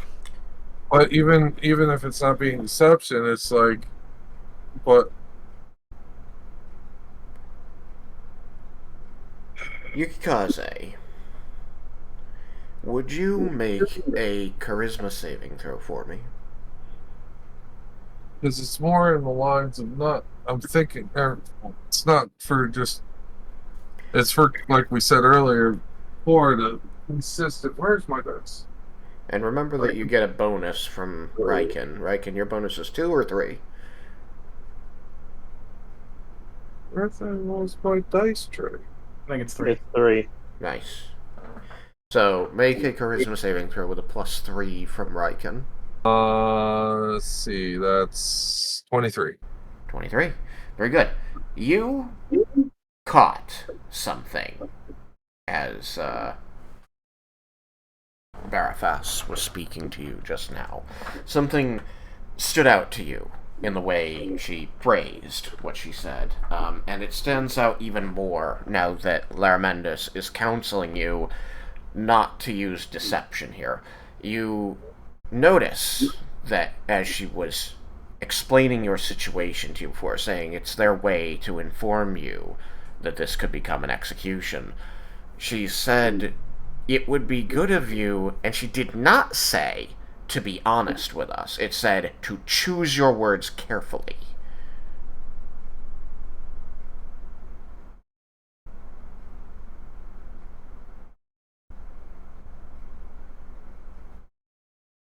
Okay. If you go the most honest route, lean into Tatia's darker sides and dealings, and try and rely on the authority that Saltharis will hopefully give you. Authority. Authority.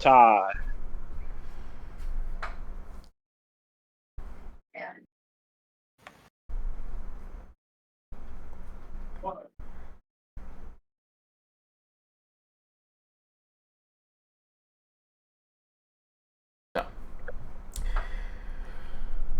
your party is counseling you to be honest. The person that you're dealing with has not actually counseled you to be honest. They have counseled you to use careful words.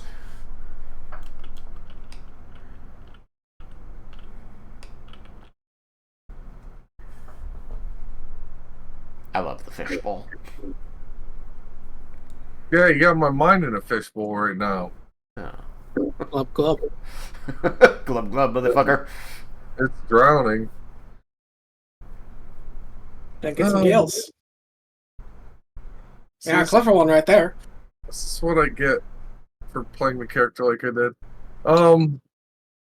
You can remember that if you can't think of something, but you know your character should be able to, you can always ask for a roll. No, it's thinking about how I wish to address it. I'm going through like 5 responses I want to do. I'm real quick trying to decide which one I'm gonna do. Remember that you can also counsel with your party to get your thoughts in order. Yeah, because we all we got the special god bond. Yep. Yeah. Even that, I'm trying to think. I was thinking about saying, may I ask what would lead to us being executed? Being that we are working to the same goal of destroying the destroying the dragons and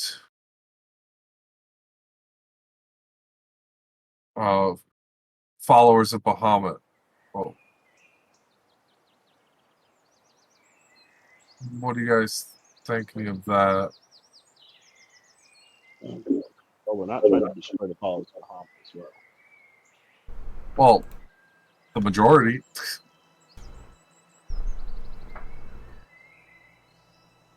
No, we're not trying to. The way it sounded like to me, we're going to destroy the dragons and the followers of Bahamut. No, I'm just saying, but let's say we are followers. Okay, so it would be wording to do strike that, switch it to well, say, if they know what Fest knows, and he's accused us of kidnapping or killing Tatsia, perhaps we could say, we don't want it widely known because of the morale impact that Tatsia had been corrupted by Tiamat. We were sent to replace him on Bahamut's will. we want everyone? Is everyone? That was actually really well worded, Vendar. Does everyone feel that would be a good response?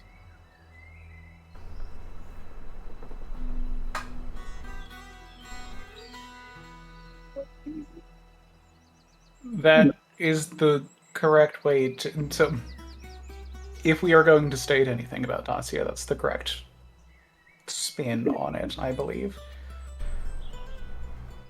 Would I also? Sorry, how did you say it completely again, Vendar?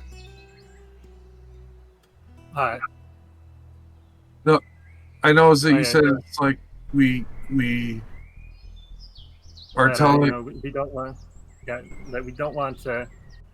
It's important that it's not widely known because of the horrible impact it would have on morale and such. But General Tatsuya had been tainted or corrupted by Tiamat, and Bahamut sent us to replace him.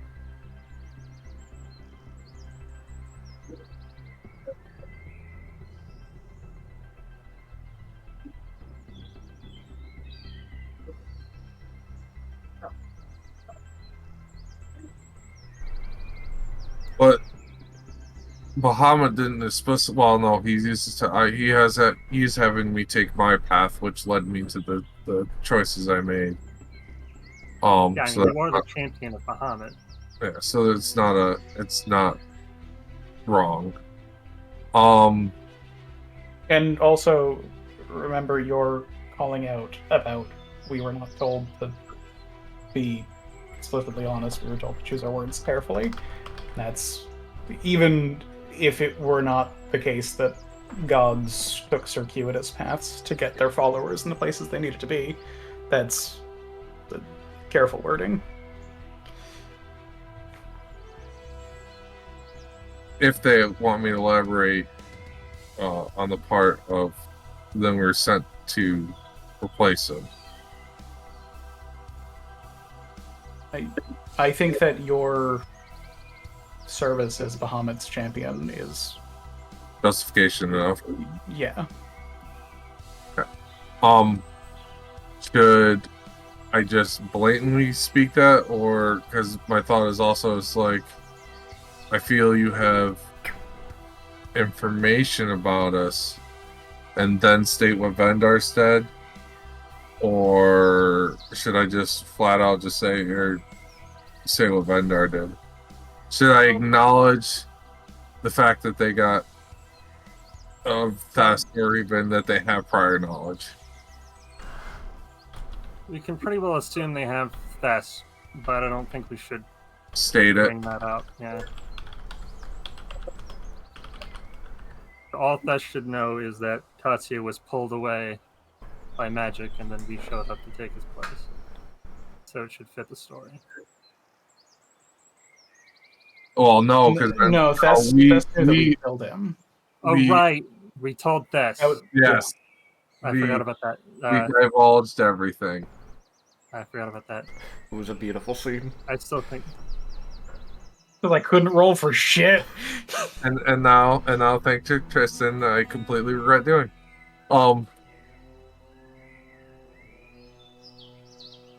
So, all right. I can't word it better than Vendar did. So, would it be okay to insert phrase here, or do you want me to actually speak it, Tristan? No, I've got it, if that's what you prefer. Yeah, because I want to word it exactly the way Vendar did. He did a good job wording that. Alright, so you're going to say that, in essence, Tatsuya had become corrupted, giving himself to Tiamat, and you had come in to take his place after removing him from power as was needed to serve Bahamut properly. And also with the way Vendar said it was to keep morale is why we stated we kept the information under wraps. Okay. I need you to roll me persuasion. Oh, that's oh my god. Nice. Roll well. And don't forget your inspiration. Yeah, keep an inspiration warm for me. If ever there was a time for a nat 20. No, I rolled an 18 on that last one. It ain't gonna happen. I burnt out my first roll of luck for the day. Hush, you. Roll it first. We'll see. Don't doubt the Persuasion. dice. The dice do not doubt you. Lovely. My persuasion is actually disgusting. Okay, Disgusting. please roll good. Please roll good. So you've That's discussed- not good. All right. I get we. Situation. All right. Do we get? I forgot. Do we get one a day, right or no? You get It was one at the beginning of every session, Okay, so all right. So I'll use mine then. and people can sacrifice theirs to each other. That is way off the table. Dice. Wow. Okay. Look, it was embarrassed. No, it's not. You fucker. Wasn't embarrassed enough. What have you got? What's your total?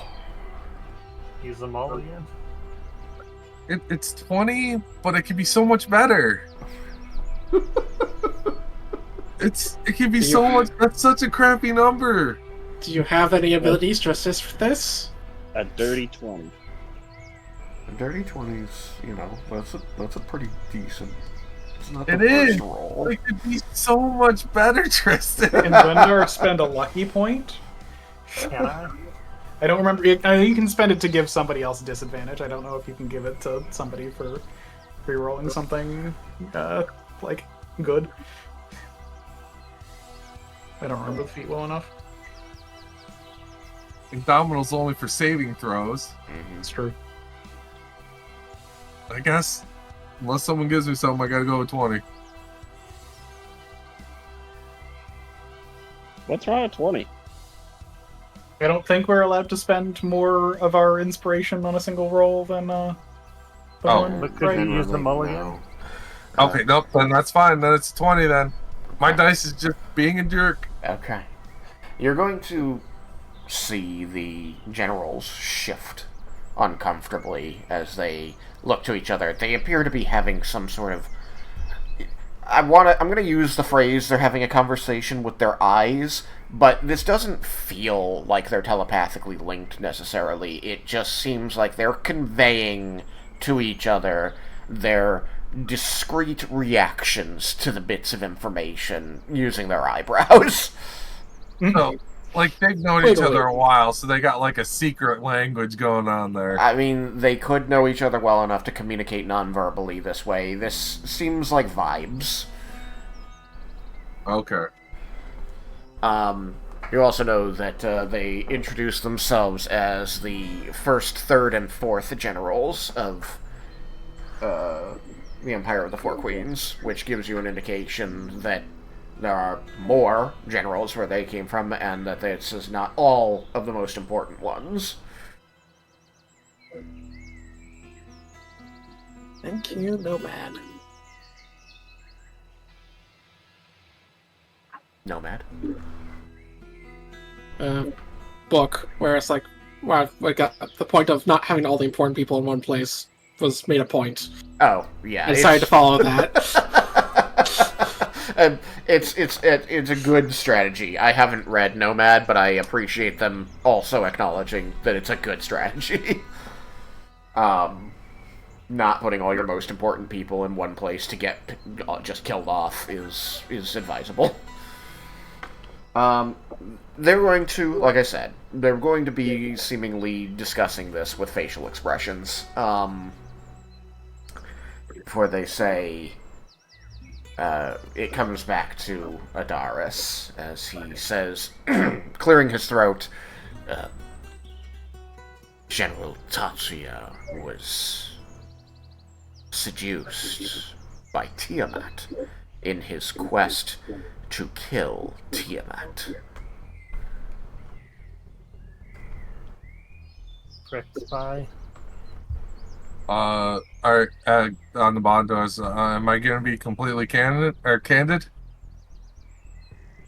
Didn't say that he sought to use her power against her, but either Yes. overestimated his own ability to control it or underestimated. That's what I was The- doing. That's what I was going to. Underestimated Bendar's explosive capabilities. No, you keep that right back where it came from. That's the secret we don't need to reveal. I Yeah. know. Explosive. Cyrus, what were you going to say? No, I've said what I was going to say. He was telling Raiken not to reveal explosives. No, so, over the bond, so, like, how candid should I be? Like, should I say, because what Jubble just said, over the bond is what I was, debating on whether I should speak that.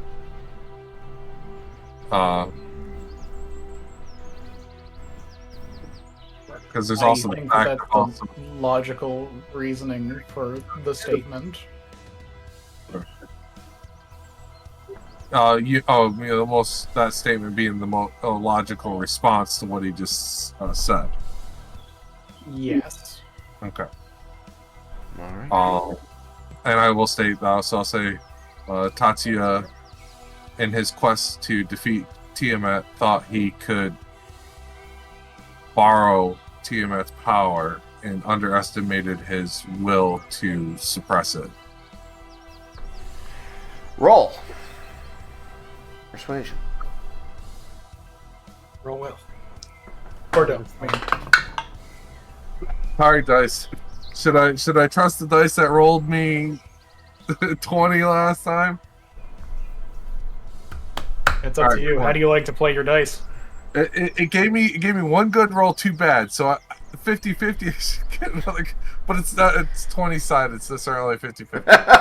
I mean, 50% of the time, if you Yeah, roll, but it it'll be isn't- above 11. It is an even number, so yeah, it has a 50% chance to be above a 10. 50% of the time, it works every time. Oh yeah. All right, dice, come on. You gave me two sucky rolls. Give me a good one. Cougar. Yay! Sex Panther. Sex pit. Panther. 8 or 30. Got real bits of Panther in it. Kristen, eat a 30, brother. I can't beat a 30. I said eat a 30, not beat a 30. Well, I guess I have no choice but to eat the 30. Num num. Okay, so they're going to look genuinely surprised by this revelation. And again, there's a bit of this furrowed brow chatter going on.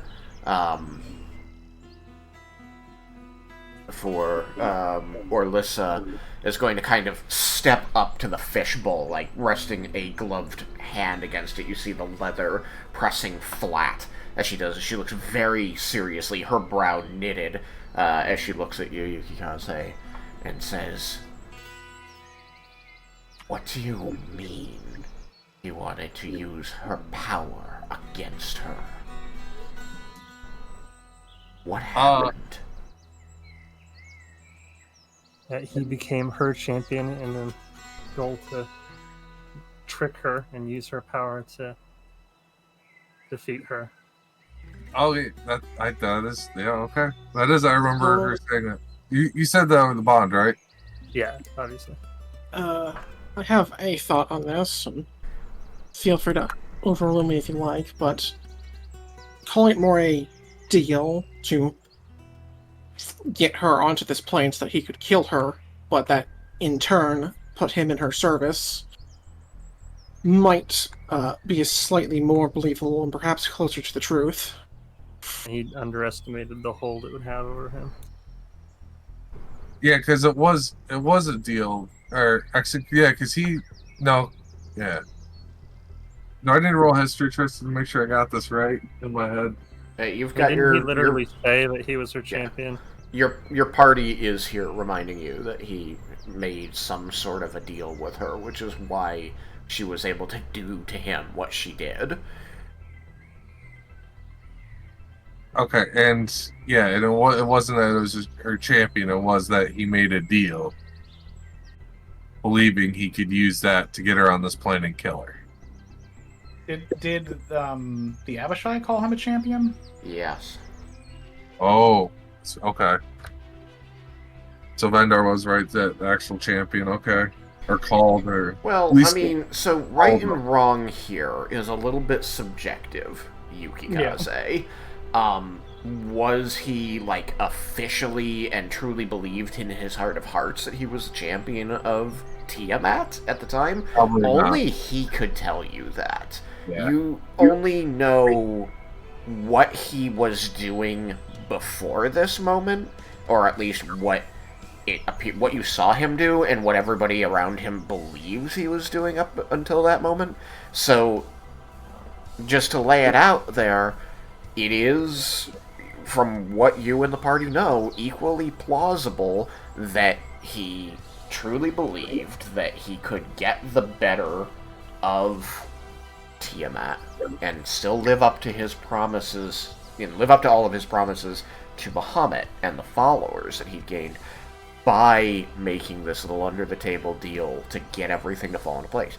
But it's also possible that he was corrupted. I mean, that's Tiamat. She is a tyrant corrupter, and so she could have manipulated things that he was convinced that this is what he needed to do, or that this was all just part of a grab for a bid for power. You don't really know Tatsuya's mind outside of what he told you. So it comes down to what you believed, what little you know of Tatsuya, or what a lot your friend Raiken knows of Tatsuya, lead you to believe that this was a misguided attempt to serve Bahamut, or that maybe really he'd started to drink his own Kool-Aid.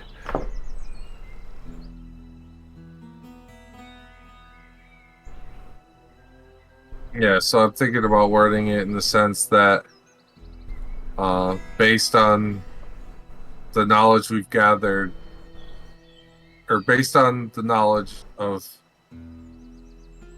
based on my knowledge and my Lieutenant General's knowledge, he brokered a deal with Tiamat, or... Okay, go ahead, sorry. I would like Raiken to chime in about his belief of his brother's intentions, and more importantly than that, what he wants people to think of his brother's intentions.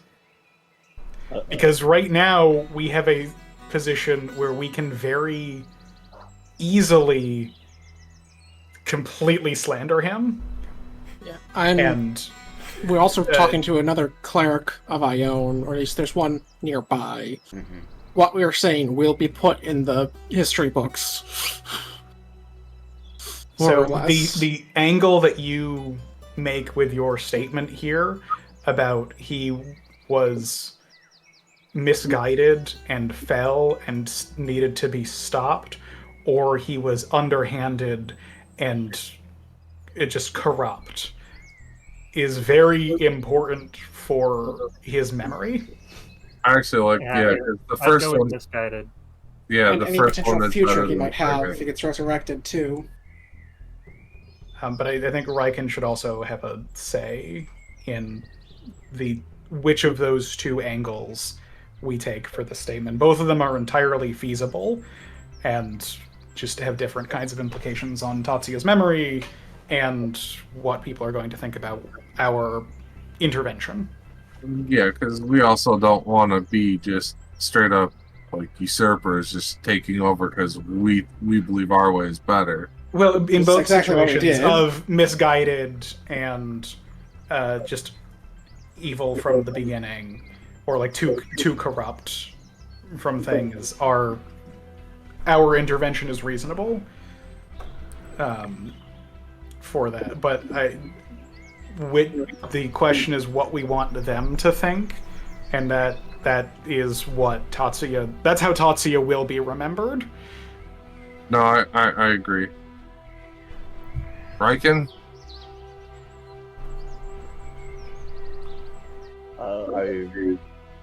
He was definitely misguided.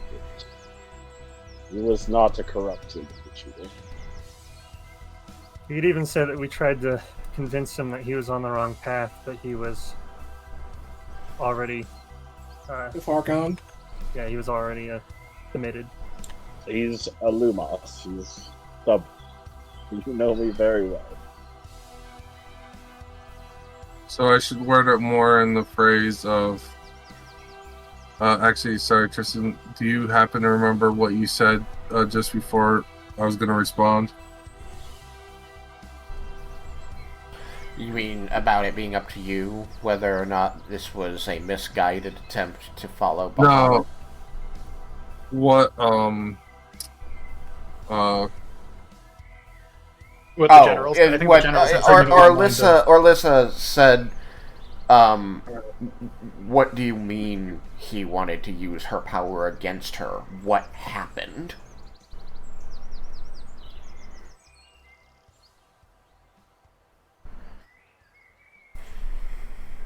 oh, actually, That was all she said. that really doesn't answer the question if we say that, because she wants to know how, not just the sense that he did foolish path. And that's the he made a deal with Tiamat part. The deal was the information about the scales and the unsealing. Like, The we deal don't gave know him We don't know what the the deal deal. was, other than the fact that it involved his soul, because she owned it after his death. So the best way to actually legitly answer the question would be, we do not know what he did to We don't know the details of the deal, but yeah, we don't know the details of the deal, or we don't know the details of what he did, or what he gained from Tiamat. Only that when we confronted him about it, that we found out. Because we did confront him in the demi-plane, and that's when we fought him and killed him. You didn't confront him about his connection to Tiamat because you didn't know about his connection to Tiamat. Yeah, That I know. Oh, after we pushed him to the limit, I know, but I was Okay. thinking about wording it that way. I see. So, a deception. Very good. Not like a full deception, but like It's 'Cause still we a do- deception roll. Yeah, you know what you're saying isn't completely true. So Yeah, you'll need to it's check not deception completely- to sell it. Yeah. Yeah, well, wait, do I have any bonus to deception? I don't. I just have persuasion. I'm persuasive, I'm not deceptive. Yes, you trained. Most people are one or the other. I'm very good at both. Most people. Vendor is not most people. Look, ideally you Can I only help get him? perception, not perception, deception, persuasion, and insight. That way you got the whole conversation figured out from the start.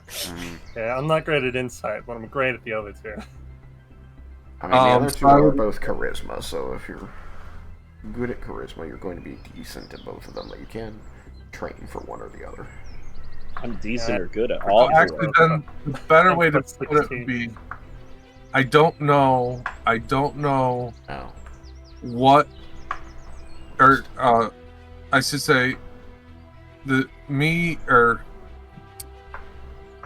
my lieutenant generals and I do not know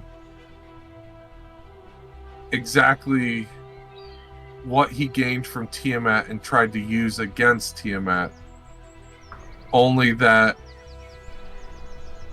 he did, and his soul was involved.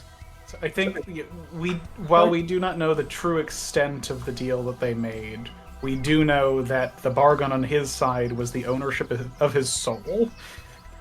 Is Okay, I like a that. true thing, and also very damning.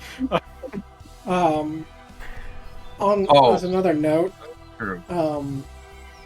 I think we would very much like to avoid the words "I" or "we don't know," because those, in conjunction with the very serious course of action we took, we weren't sure, but we killed him anyway. Yeah, that. It displays very rash judgment. So, I mean, the things we know that or the things that we have reason to believe that he gained were knowledge, protection, and associates that were all working towards freeing Tiamat. And one thing we could conjecture, which may or may not be true, is that it's also what's had the other dragons in one spot for so long. Because if they're not interested in having Tiamat's return, I don't know why they'd all be in one place otherwise. Unless something is forcing them into it. You guys are making this easier. Sorry.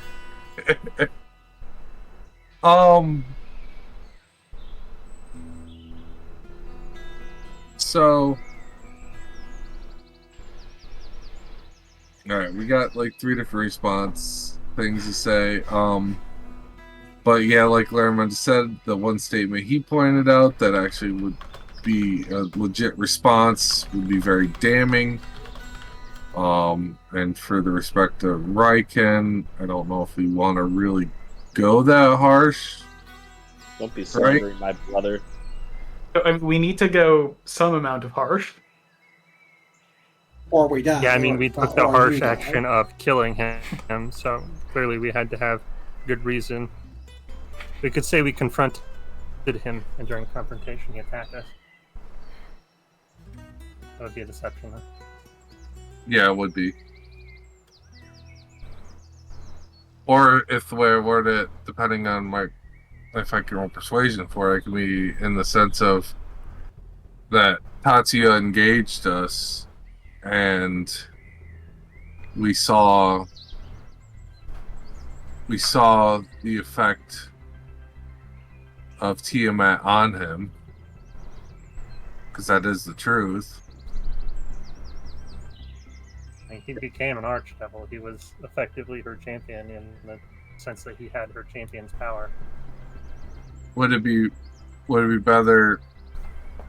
So I'm thinking about wording this like, I do believe Tatsuya was attempting to, or no, I do believe Tatsuya was following the will of Bahamut. But in his, He believed he did. That he was manipulated. well, that's what I want to say. I want to say, Tatsuya was following the path, even if it was misguided. Tatsuya was following Bahamut's path, even though it may have been misguided. And we saw the effects of Tiamat on him when he engaged us. That statement doesn't answer the question. Yeah, that's right. Yeah, because that back to what it was before.